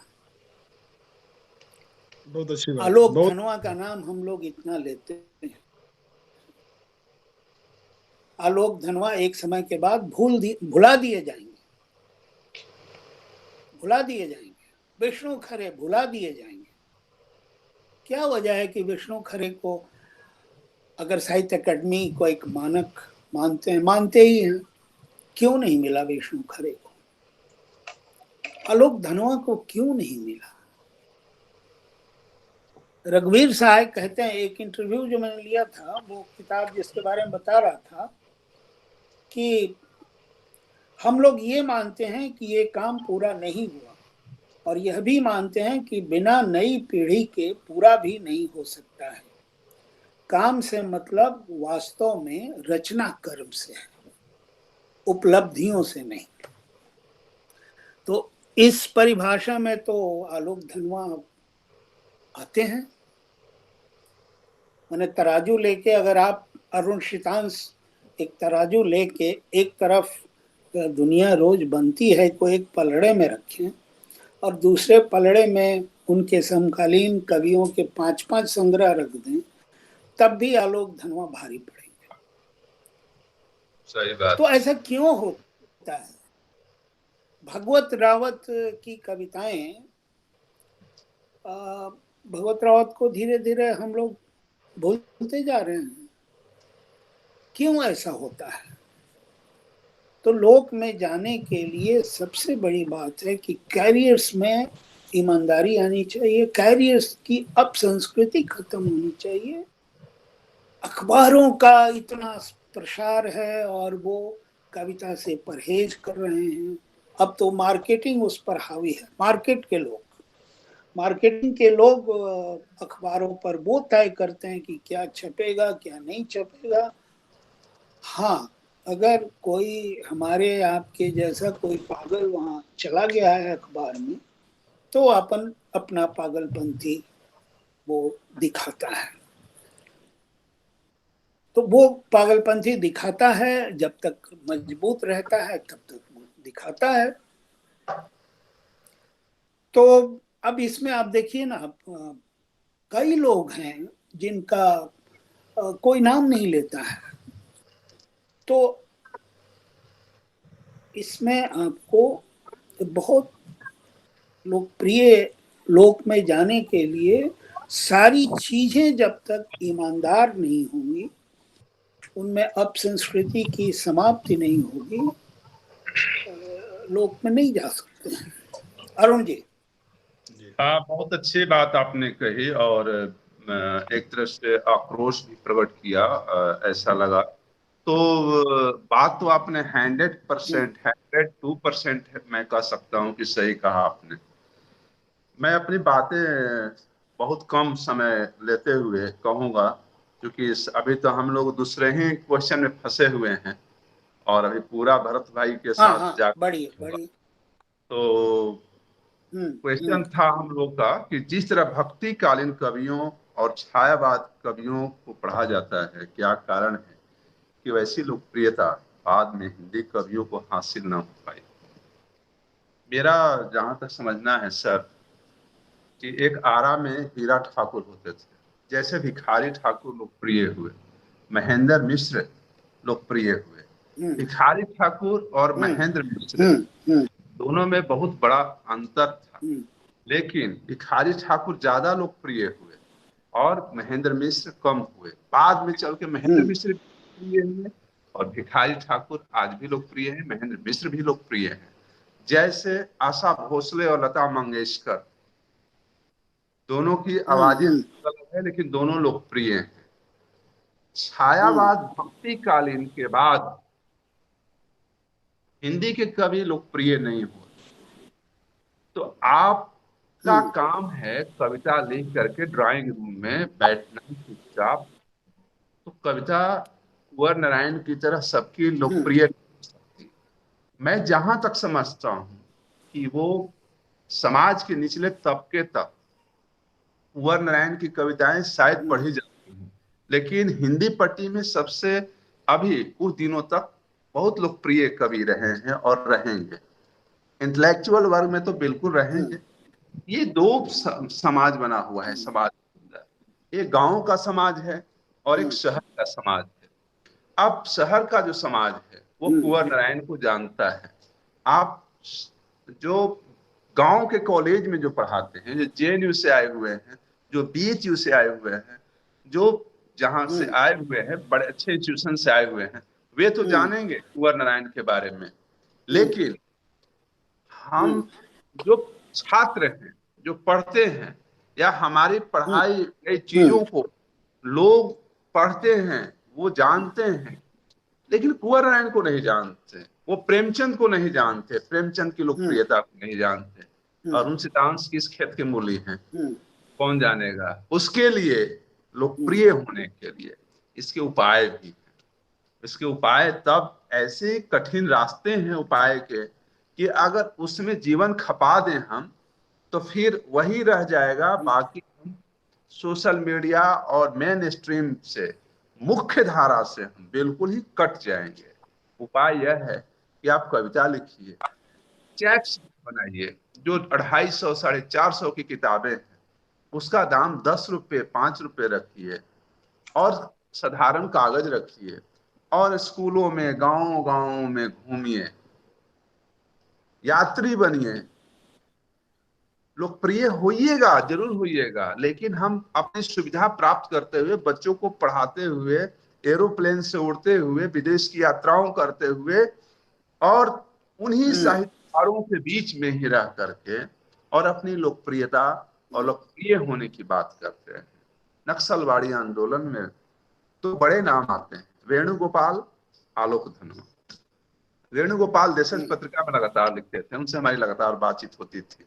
आलोक धनवा से भी होती है, आज भी होती है। उन लोगों ने क्या किया, पोस्टर बनाए, रात रात में पोस्टर चिपकाते थे दीवारों पर, गांव तक चले जाते थे।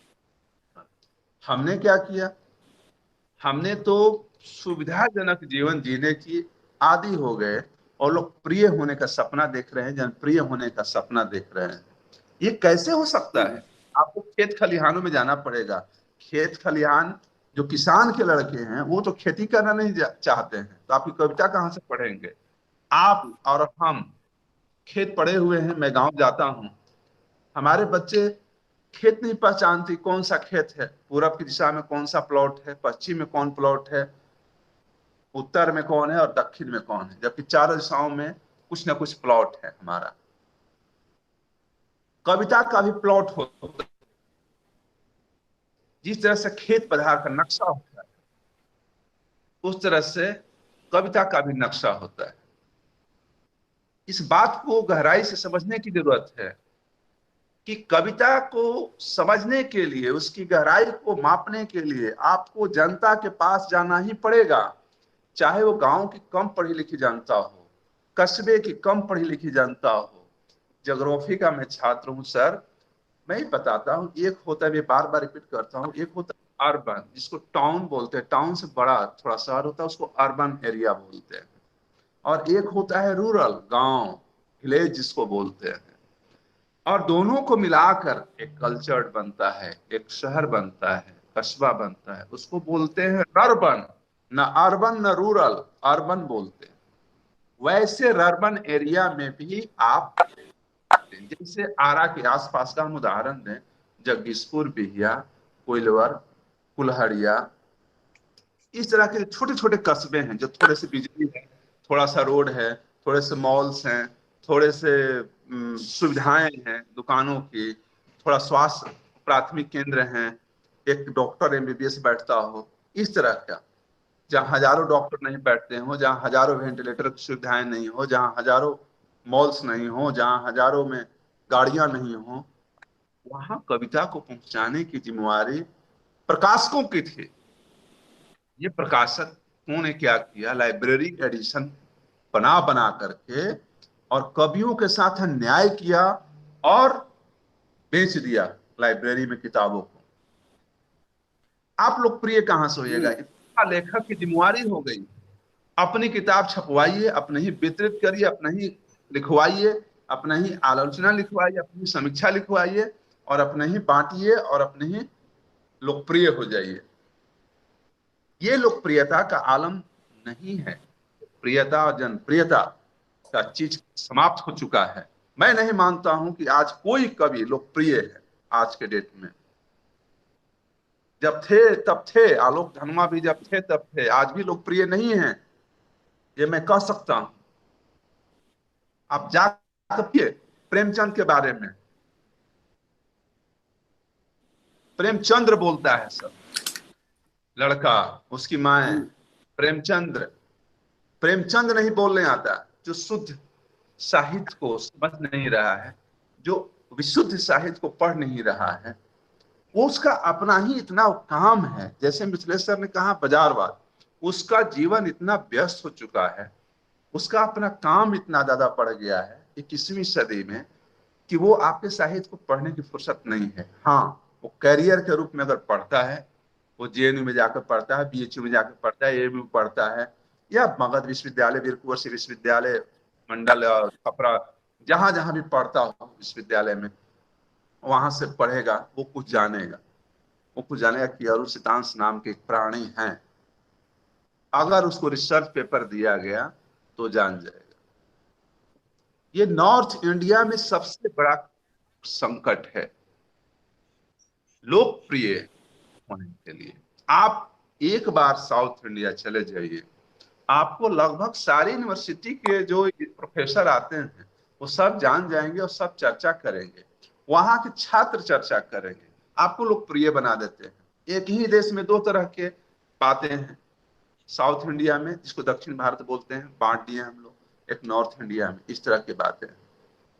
एक बार एक आरा के मशहूर कथाकार नहीं रहे, उन्होंने भाषण दिया कि मैं बाहर निकलूंगा तो मुझे सब कोई पहचान जाएगा और जान जाएगा कि ये फलाना जी हैं। मैं नाम नहीं लेना चाहता हूं क्योंकि वो अब नहीं है, बहुत मशहूर कथाकार। जब बाहर निकले तो सब्जी वाले से पूछे, आप जानते हैं इनको? ये कौन है? हम नहीं जान रहे हैं। तो आप कैसे लोग जानेंगे? आपको जब रोड पर, सड़कों पर, चौराहे पर खड़े होकर के डफली लेकर के अपनी कविताओं का पाठ करिएगा, आप वहां तक पहुंचिएगा, ग्रास रूट लेवल तक पहुंचिएगा, तब जाकर के बात होगी। हम तो अभी साहित्य को ही बांटने में लगे हुए हैं, तो लोकप्रिय कैसे हो सकते हैं? दलित साहित्य, पिछड़ा साहित्य, फॉरवर्ड साहित्य, समकालीन साहित्य, और जो डिवाइडेशन किया गया तमाम भक्तिकालीन छायावाद। और ये मैं बार बार बोल रहा हूं कि कविताओं को एक रेखिए, जो एक तरह की कविताएं हैं उसको अलग करिए, और दूसरी तरह की कविताएं उसको अलग करिए, उसमें अपनी आइडेंटिटी बताइए कि भरत प्रसाद इसके कवि हैं, किसानी कवि हैं, भरत प्रसाद शहरी बोध की कविताएं हैं, मिथिलेश श्रीवास्तव फलाने कवि हैं। एक उदाहरण होना चाहिए, पेश होना चाहिए। आपकी लोकप्रियता कहाँ है भाई?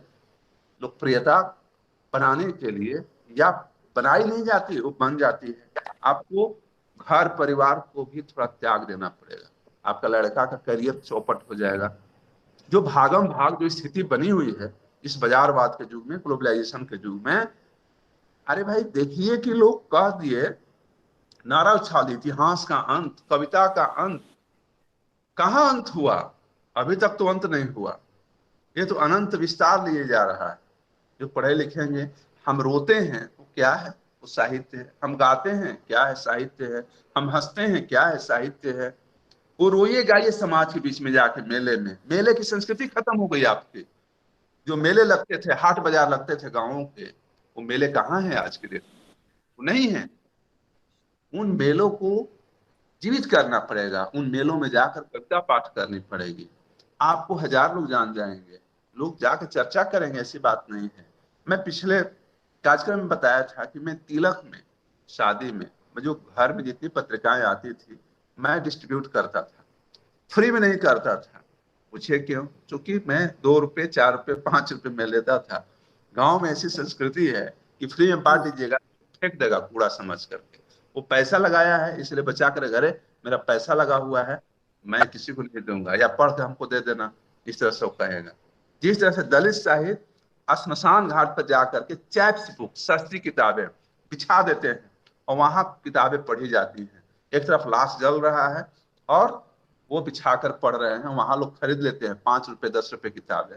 बुद्धराज हंस, दलित लेखक, उन्होंने एक दलित विमर्श में इलाहाबाद में मेरे साथ बातचीत हो रही थी, उसमें उन्होंने वो बातें कही।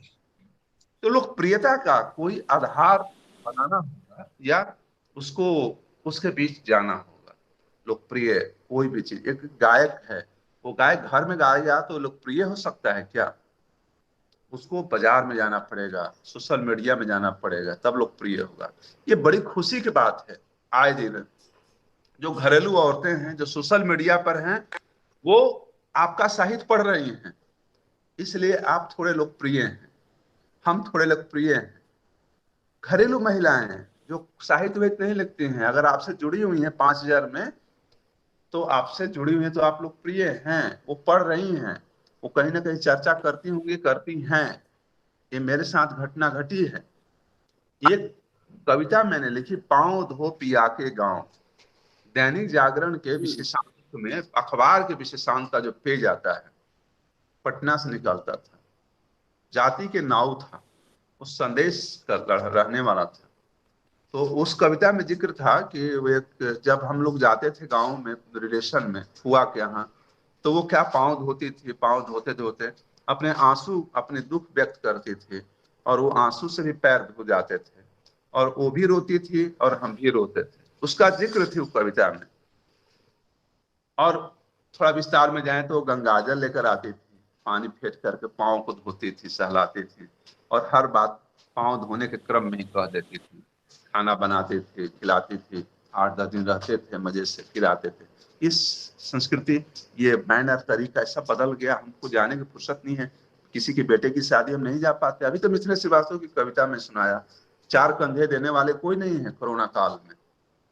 लोकप्रियता की बात हम करते हैं, 4 कंधे देने वाले कोई नहीं है। अपने ही लोगों की लाश ढोने वाला कोई नहीं है। लोग लाश छोड़ करके, माओ की बहनों को छोड़ के भाग जा रहे हैं कि मैं नहीं लूंगा, मेरा नहीं है, आप समझिए आप क्या करिएगा।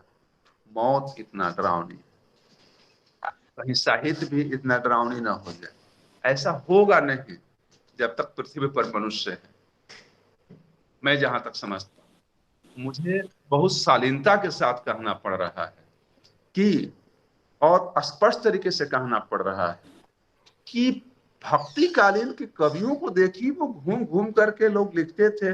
जहां तुलसीदास बनारस के घाट पर लिखते थे, लोग जाकर देखते थे, उनकी तो पांडुलिपि फाड़ने की नौबत आ गई, और लोग फाड़ रहे थे। सेठ को नहीं देके भागे होते तो क्या हालत होती, रामायण बचती भी नहीं, रामचरितमानस कादि कहाँ घूम हो जाता।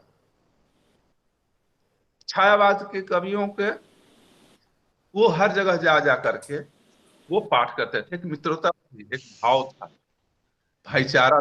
आज भाईचारा है? अच्छा, भरत प्रसाद ने अच्छी कविता लिख ली, ऐसे कर लिया, हम नहीं किए। आप उस स्तर के नहीं हैं, लेकिन तुलना करने चले प्रसाद से। मिथिलेश सर क्यों इस तरह के लिख दिए, उनको साहित्य अकेडमी मिल गया, तो मुझे क्यों नहीं मिला? मुझे मिला, 60 गांठ में लगे, सारा दिमाग पॉलिटिक्स में, पॉलिमिक्स में लगा हुआ है। आप लोग प्रिय कैसे हो सकते हैं? लोकप्रियता, इस पर घंटों बातचीत हो सकती है। मैं बोल रहा हूं कि मैं 24 घंटे बोलते रह जाऊंगा, लेकिन समय निकलता जा रहा है, और चूंकि मॉडरेट का काम कर रहा हूँ, तो भरत प्रसाद जी आपका सवाल था, आप ही के पास आंसर है, आप ही बताइए। कुछ गलत बोल गया हूँ तो आप क्षमा करिएगा। ठीक है, देखिए क्या है कि आपका दिया हुआ उत्तर हमारे प्रश्न की मूल चिंता में शामिल है, और पूछा ही मैंने इसीलिए था कि कहीं न कहीं हम आत्म मंथन करें, अपना मूल्यांकन करें और अपने बारे में सोचें कि अगर कविता के उस महान धारा से जुड़े हुए हैं तो हमारी जिम्मेदारी बनती है कि आखिर में हमसे चूक कहाँ हो रही है। भाई जाहिर सी बात है कि भक्ति काल को स्वर्णकाल कहते हैं, दूसरा स्वर्णकाल जो है कहते हैं छायावाद, और ये समय ने सिद्ध किया है, ये मैं नहीं कह रहा हूँ। मेरी भी अगर पसंद पूछी जाए तो बेशक मैं भक्तिकालीन कवियों को सबसे पहले स्थान दूंगा, छायावाद के कवियों को सबसे पहले स्थान दूंगा, उसके बाद हम किसी कवि का चुनाव करेंगे, ये हमारी अपनी भी पसंद है। लेकिन आज हम जो मूल्यांकन कर रहे हैं समकालीन कविता का, उसके संदर्भ में मैंने ये सवाल रखा था। बहुत अच्छी बात अरुण जी ने कही है। एक तो ये कि समकालीन कविता असल में क्राफ्ट बनकर के, कला बनकर के, एक कौशल बनकर के रह गई है, जिसकी बार बार चर्चा हम लोग कर भी रहे हैं। और मेरे ख्याल से जो भक्तिकाल के कवि हैं और छायावाद के कवि हैं, उन्होंने कभी क्राफ्ट, कौशल या कलाकारी या कवि होने के लिए, कवि सिद्ध होने के लिए यह काम नहीं किया। यहीं पर हमारी सबसे बड़ी चूक हो रही है। भक्तिकाल के कवि और छायावाद के कवि, वह एक सांस्कृतिक दायित्व, एक नैतिक दायित्व, एक मानवीय दायित्व पूरा करने के लिए कहीं न कहीं कविता के क्षेत्र में आते हैं, और वो जो है कविता, बड़ी से बड़ी कविता संभव करते हैं। पिछली ही बार मैंने कहा कि कबीर जो है कविता करने के लिए कविता नहीं लिखते हैं, बल्कि वह एक उनकी सहज भावाभिव्यक्ति है जिसके तहत वो कविता रचते हैं। दूसरी चीज ये है कि जो फांक पैदा हुआ है, वो फांक हमको समझना अधिक जरूरी है। वो है वैचारिकता और भावनात्मकता का। प्रायः हम लोग उलझ जाते हैं इन दोनों टर्मिनोलॉजी में। ये जो वैचारिकता है और भावनात्मकता है या संवेदनात्मकता है, ये दोनों अलग अलग चीजें नहीं हैं। लेकिन जब हम कविता की बात करते हैं तो कविता में सबसे पहले प्राथमिक क्या होना चाहिए? कविता प्रभावित कहाँ करती है? किसी पाठक को, किसी श्रोता को कहाँ प्रभावित करती है? दरअसल मैं एक पाठक के तौर पर जो चीज समझ पाया हूं, ये कि भावनात्मक कविता सबसे अधिक हमको छूती है, हमारी स्मृति में बसती है, हमें प्रेरित करती है और हमें आंदोलित भी करती है। क्योंकि जब हम कबीर को पढ़ते हैं, मीराबाई, तुलसीदास, सूरदास को पढ़ते हैं, वे सारे के सारे कवि भावनात्मक स्तर के कवि। मैं तो कबीर को भी वैचारिक कवि के रूप में बाद में रखता हूं। यही बात छायावाद के कवियों के साथ में है। प्रसाद, पंत, निराला, महादेवी वर्मा अद्भुत भावनात्मकता से ओतप्रोत कवि हैं।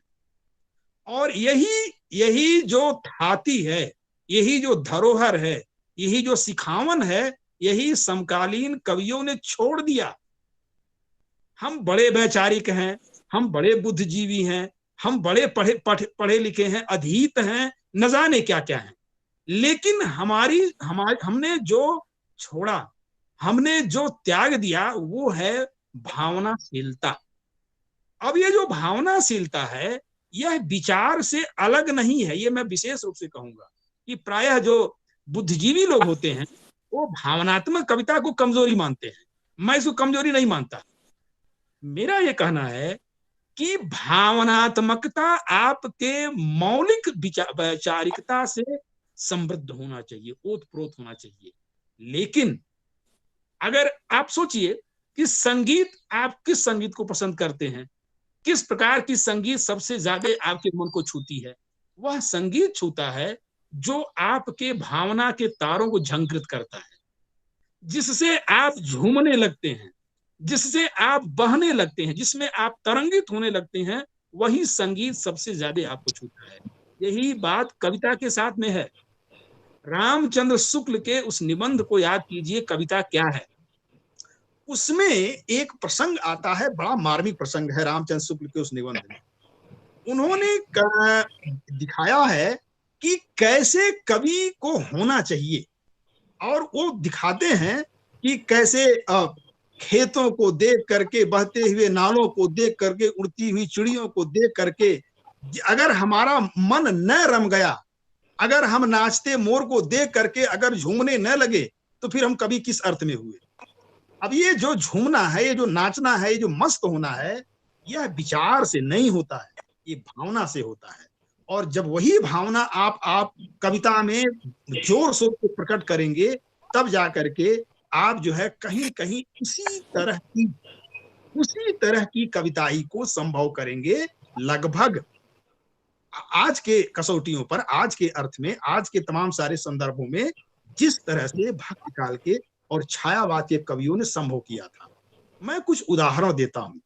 नागार्जुन जब आरंभ में कविताएं लिखते थे, जब युवा कवि थे, तो ट्रेन में घूम करके अपनी कविताएं जो है सुनाते थे, और जो कागज पर लिख करके कविताओं को लोगों को परिचय के रूप में वो ट्रेन में बांटते थे नागार्जुन। बाद में धीरे धीरे उन्होंने उसको भी छोड़ दिया। दूसरा उदाहरण विदेश से लीजिए, पाब्लो नेरूदा का। पाब्लो नेरूदा जो है, वह ऐसा शायद ही कोई जन स्थान बाकी रहा होगा जहां पर पाब्लो नेरूदा ने अपनी सघन वैचारिक प्रतिबद्ध और बौद्धिकता से भरी हुई कविताएं न सुनाई हो। तो हमारी भी कविताएं वैचारिक हैं, बौद्धिक हैं, प्रतिबद्ध हैं, ये हैं वो हैं, तमाम सारी बातें, लेकिन कभी हम जो है चौराहों पर पढ़ते हैं क्या? हम जो है 50 पाठकों के बीच में खड़े हो गए, कविता पढ़ दी, कविता हो गई। दूसरा उदाहरण मैं हिंदी का ही लेना चाहता हूं, सुरेश से निशांत। अब वो हमारे बीच में नहीं है, हमारे मित्र थे, बड़े प्रिय मित्र थे। सुरेश से निशांत बराबर कहते थे कि भरत भाई, मैं हिमाचल प्रदेश के गांव में जाकर के एकदम साधारण पढ़ी लिखी हुई बल्कि अनपढ़ स्त्रियों के बीच में मैं कविताओं को बांटता हूं, पत्रिकाओं को बांटता हूं। मैं जानता हूं कि करीब करीब दर्जनों पत्रिकाएं खरीद करके सुरेश से निशांत उन स्त्रियों के बीच में, ग्रामीणों के बीच में बांटते थे। उनकी एक कविता भी है, 5 पढ़ी औरत, उनकी एक कविता भी है, और उसमें वो दिखाते हैं कि मैंने अपने संग्रह को दिया, मैं डर गया संग्रह दिखा देते हुए कि पता नहीं इसको हमारी कविता माने हमारी कविता का कुछ मूल्य ये समझ पाएगी कि नहीं। तो इस तरीके से अगर आप देखें तो जो समकालीन कविता है, इसने भक्ति काल की जो एक तरह से भावनाशीलता है, जो मानवीयता से भरी हुई भावनाशीलता है, उसको कहीं न कहीं दरकिनार किया है। अपनी कलात्मकता, अपने शिल्पगत चमत्कार और अपनी वैचारिकता को सबसे आगे रखा है। ये कहीं न कहीं हमारा एक बहुत बड़ा दोष सिद्ध हुआ, जिसकी वजह से हम लोकप्रिय नहीं हो पाए। दूसरी बात यह है कि जनवादी कविताएं लिख देने मात्र से जनवादी कवि आप नहीं होंगे, बल्कि जनता के बीच में जा करके जब आपकी कविताएं सिद्ध होंगी, तब आप जनवादी कवि पर लाएंगे। आपको कहीं न कहीं प्रमाणित करना पड़ेगा कि आपकी कविताएं सिर्फ कहने के लिए जनवादी नहीं है, बल्कि आप स्वयं जनवादी जमीन की रचना। तो व्यक्तित्व होना चाहिए। और भागवत रावत की बात चूंकि उठी है, तो मैं पूरी विनम्रता से यह बात तथ्य के रूप में रखना चाहता हूं कि भागवत रावत के ऊपर जहां तहां मुझे मौका मिला और मैंने लिखा भी, उन पर एक लेख मेरा है, सीधी लकीर के साधक। सीधी लकीर के साधक, भागवत रावत के बारे में यह लेख है। और केदारनाथ सिंह जरूर हमारे गुरु रहे हैं, जेएनयू में हमको पढ़ाए हैं, उनका ऋण है, मैंने एक शिक्षक के रूप में उनका काफी योगदान है मेरे लिए। लेकिन केदारनाथ सिंह कम से कम मेरी अपनी कविताएं के मॉडल रोल कभी नहीं हो पाए। शिक्षक जरूर कमाल के हैं, मैंने वो है, लेकिन जो कवि का मॉडल होता है, वो मेरे लिए नागार्जुन हो सकते हैं, मेरे लिए मुक्तिबोध हो सकते हैं, मेरे लिए भागवत रावत हैं, लेकिन केदारनाथ सिंह से मैं कभी भी प्रेरणा न ले सका। ये हमारी कमी कह सकते हैं। इसीलिए पूरी आलोचना करते हुए मैंने अपने ही गुरु की कविताई पर एक लेख लिखा, कविता पर अतिरिक्त कला का बोझ। कविता पर अतिरिक्त कला का बोझ, ये केदारनाथ सिंह पर लिखा हुआ लेख है और सीधी लकीर के साधक भागवत राउत पर लिखा हुआ लेख है। इसी से आप अंदाजा लगा सकते हैं कि कैसे रचनाकार हमारे लिए रोल मॉडल का काम करते हैं। धन्यवाद भरत भाई।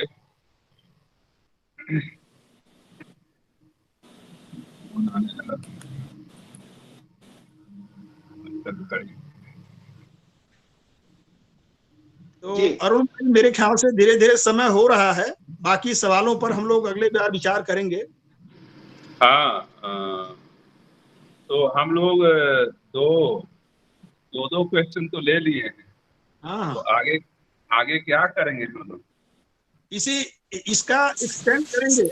अगला कार्यक्रम इन्हीं सवालों का एक्सटेंशन होगा। अच्छा, तो इसको आज यही स्थगित किया जाए। मैं थोड़ा सा जोड़ना चाहूंगा जी अरुण जी।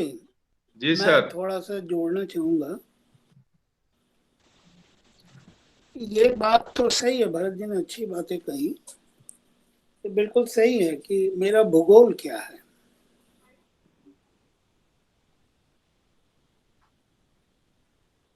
पाब्लो नेरूदा का नाम लिया आपने।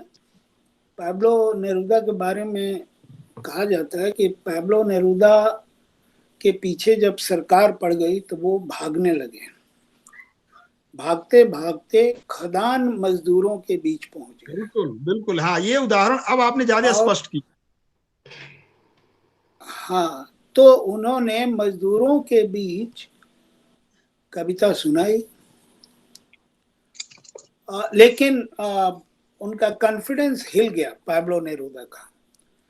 पाब्लो नेरूदा लिखते हैं कि मैं जब मजदूरों के बीच पहुंचा तो मेरी समझ में नहीं आ रहा था कि मैं क्या सुनाऊं। और उन्होंने आगे लिखा है कि मेरी कविता उसके बाद बिल्कुल बदल गई। ये तो चिले के कवि पाब्लो नेरूदा की बात है। मैं एक यहाँ का उदाहरण दे रहा हूँ। नर्मदा आंदोलन की जो नेता हैं वो दिल्ली में आमरण अनशन पर बैठी हुई थी। कांग्रेस की सरकार थी उस समय। तो हम लोगों को बहुत भीड़ थी और नर्मदा क्षेत्र से बहुत सारे लोग आए थे, ग्रामीण लोग, शहर के लोग भी थे। तो हम लोगों को बुलाया गया कि आप लोग इनके बीच कविता पढ़िए। जब हम वहां पहुंचे तो साहब जंतर मंतर पर पहुंचे तो हम जितने भी कवि थे, जिनमें कुछ तो उस भीड़ को देखकर लौट गए। उनका आत्मविश्वास इतना हिल गया कि वहीं से लौट गए। कुछ लोग वहां जाके बैठे, उनमें से एक मैं भी था, मंगलेश डबराल भी थे और लोग भी थे। और साहब हमारे सामने एक चुनौती थी, हम क्या सुनाएं। और हम लोग ठीक पाब्लो नेरूदा की सोच की तरह हमारी सोच उस समय हो रही थी। हमें लगा कि ये लोग न तो हमारी कविता सुनेंगे, समझ पाएंगे, न सुन पाएंगे। तो कविता के साथ ये दिक्कत तो आती है। उसके बाद मैंने कुछ कविताएं लिखी और उसमें मैंने पाया कि उन लोगों के बीच से आने के बाद मेरी भाषा बदली, भंगिमा बदली, कविता का तेवर भी बदला। बहुत अच्छा, बहुत तो अच्छा। ये तो बिल्कुल ठीक बात है आज की बात जो हमारी हुई कि जिसमें आप कैसे लोगों के बीच जाएंगे। तो एक बात तो कैरियर्स की, अब संस्कृति कैरियर्स में जो अब संस्कृति आ गई है। दूसरे सुविधा संपन्न कवियों की बात आई, हम लोग सुविधा संपन्न भी हो गए हैं, तो उससे ये चीजें रुकावट डालती हैं। मुझे यही जोड़ना था, तो अब आप समाप्त करें। अब अरुण जी, अरुण मैं श्रीकांत। बहुत अच्छी बातचीत चली आज हम लोगों की, चूंकि क्वेश्चन बहुत अच्छे अच्छे रहे, और इसका भी श्रेय भरत प्रसाद को ही देता हूँ कि वो बढ़िया से वो किया, और हम लोगों ने एक प्रयोग भी किया इसमें लिखावट के पेज पर, और आपने सहयोग भी किया। नेरुदा के ही बारे में कहीं पढ़ा था, शायद नेरुदा ही कहीं कविता पाठ कर रहे थे नेरुदा, और कुछ लोग बैठे हुए थे और मन से कविता पढ़ रहे थे। एक आदमी बार बार सर हिला रहा था, बार बार सर हिला रहा था, और वो देख रहे थे कि ये आदमी लग रहा है कि ज्यादा कविता को समझ रहा है, पूरा सर हिला रहा है, उन कविताओं की मस्ती में घूम रहा है। उनसे रहा नहीं गया और गए और पूछे कि भाई, आप मेरी कविताओं पर इतना झूम रहे थे और सर हिला रहे थे, मैं ध्यान दे रहा था, सभा में कोई इतना वो नहीं कर रहा था, आपको कविता समझ में आई कैसी लगी? उसने जवाब दिया, मुझे कविता समझ में नहीं आई, और बिल्कुल समझ में नहीं आई, शायद नेरुदा ही थे, लेकिन आपका पाठ और कहने के जो तरीके थे वो इतने आकर्षित कर रहे थे कि मैं झूम रहा था। ये कवि की एक कला होती है और उसकी संरचना होती है, उसका एक पर्यावरण होता है, इकोलॉजी होता है, इन्वायरमेंट होता है। तो इस तरह से हम साहित्य की सुंदर दुनिया में एक पवित्र ही काम करते हैं। हम किसी के यहाँ डकैती चोरी नहीं करते हैं, हम जलते जरूर हैं एक दूसरे को देख करके, ईर्ष्या जरूर करते हैं, जो कभी भी है तो ईर्ष्या करेगा। सब चोरी करते हैं तो कभी भी चोरी करता है। मैंने एक कविता लिखी, जीवन की पहली कविता, और वो दरभंगा नरेश, आप जानते हैं मिथिलेश श्रीवास्तव सर, उनकी अखबार आर्यावर्त निकलती थी बहुत, और सबसे पहले उसमें मेरी कविता छपी, उसके बाद जनपद पर वागर्त में छपी। तो मैंने लिखा, ये दिमाग में उसमें भ्रष्टाचार की शुरुआत हो चुकी थी और कांग्रेस की सरकार थी और सब चोरी करने में लगे थे। तो मेरे दिमाग में आया कि कभी भी तो किसी चीज का चोरी करेगा, तो हम भी किस चीज को चुराएं। वही भावनाएं ओत प्रोत हो रही थी। मैं तो बहुत सारी कविताएं लिखता था और बक्से में बंद कर देता था, फेंक दिया गया, ये कर दिया। घर में बहुत विरोध, गैर साहित्यिक माहौल है, आज भी है, कल भी था और भविष्य में भी रहेगा शायद। एक गैर साहित्यिक माहौल में मैं कविताएं पढ़ता हूँ और रचनाएं करता हूँ। मेरी माँ जानती है कि ये एक लाइन से लिख रहा है, ये कविता ही लिख रहा होगा, पढ़ेगा लिखेगा नहीं। पिताजी भी जानते थे। वो कविता जो थी, आप दोनों की एक एक कविता मैंने सुनाई, मैं अपनी कविता सुनाता हूँ, एक छोटी सी कविता, थोड़ा सा झेल लीजिए एकदम। कि उसकी कविता, वो जो मेरी कविता थी उसका शीर्षक था चांद की चोरी।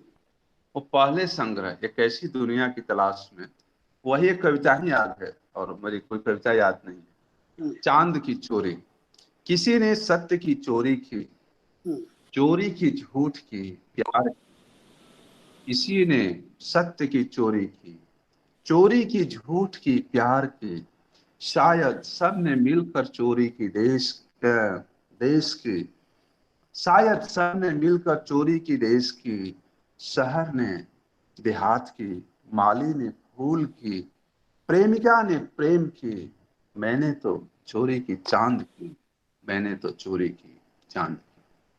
ये कविता वागर्थ में छपी बाद में चल करके, और प्रभाकर क्षत्रिय को बहुत ही अच्छी लगी। उनसे फोन पर, उसमें मोबाइल नहीं होता था, फोन पर बातचीत हुई। तो इस तरह से आज कुल मिलाकर हम लोगों ने 2 2 4 2 6 क्वेश्चन का आदान प्रदान किया, बातों का मतलब 6 दूनी 12, लगभग हम लोग आज टाइम हो गया 2 घंटे से ऊपर हो गया, हम समझते हैं 6 बज गया। 4 बजे से प्रोग्राम शुरू था, तो 4:15 हम लोग ऑफलाइन बात कर लिए, तो 6:04 हो रहे हैं। और ये अब ठीक है, अगर 30 सेकेंड का समय दे तो केवल एक बात जोड़ना चाहते हैं। हाँ जोड़िए। ये चोरी से ही एक बात मेरे मन में बात उठ रही है। दरअसल अगर कवि किसी भी कवि से अगर उसकी कविता के अर्थ, उसके रस, उसकी संवेदना और उसमें निहित चेतना की चोरी करे तो यह सृजन के लिए बहुत जरूरी है और बहुत शुभ है। ये चोरी वाह बहुत शुभ है। वाह, बहुत अच्छा। तो बहुत अच्छा, बहुत अच्छा। एक मैं पढ़ रहा था, किसकी कविता है, हमको लगता है कि शमशेर की कविता है। नहीं, शमशेर की नहीं, अरुण कमल की ही कविता है कि वो लिखते हैं। अब जैसे केदार जी पर ये लगाए जाते हैं आरोप प्रत्यारोप, शायद उन पर भी लगता हो। तो वे तो जीवन की कविताएं लिखते हैं अरुण कमल कि न पहाड़ों के गीत थे मेरे पास, न घाटियों दर्रों के, न सागर नदियों के गीत थे, न नाविक मछुआरों के, मैं तो मैदानों खेतों का रहनुमार, थोड़े से बोल थे बगीचे बधारों के। तो ये बहुत सुंदर कविता लगती है अरुण कमल जी की। और अभी हाल ही में पूर्वाग्रह का अंक आया है, अच्छा अंक आया है भरत प्रसाद जी के लिए। किसका अंक? आलेख किसका अंक आया है अरुण जी? अरुण कमल पर किस पत्रिका? नहीं नहीं, पूर्वाग्रह का, किस पूर्वाग्रह पत्रिका का, का नाम? पूर्वाग्रह। हाँ अच्छा, हाँ पूर्वाग्रह ठीक। प्रेम शंकर शुक्ल जी के संपादन में आया है और उसमें 34 हाँ। कवि हैं, रचनाकार हैं। हम्म, हम लोग कार्यक्रम करते हैं, फिर मिलते हम्म, हैं सर। आज्ञा है। जी। बहुत हाँ। अच्छा सर, बहुत सार्थक, बड़ा महत्वपूर्ण आज आयोजन हुआ है। बहुत गंभीर और बहुत जरूरी बातें हुई हैं आज के अर्थ में। तो हम लोग फिर आज ही के दिन यानी कि अगले शनिवार को इसी समय कुछ रह गए सवालों और कुछ नए सवालों के साथ हम लोग मिलेंगे। आप लोग लिखावट को देखिए, सुनिए, सब्सक्राइब करिए, पसंद करिए और हम फिर कविता पर चर्चा को आगे बढ़ाएंगे। आप सबका धन्यवाद लिखावट की ओर से। और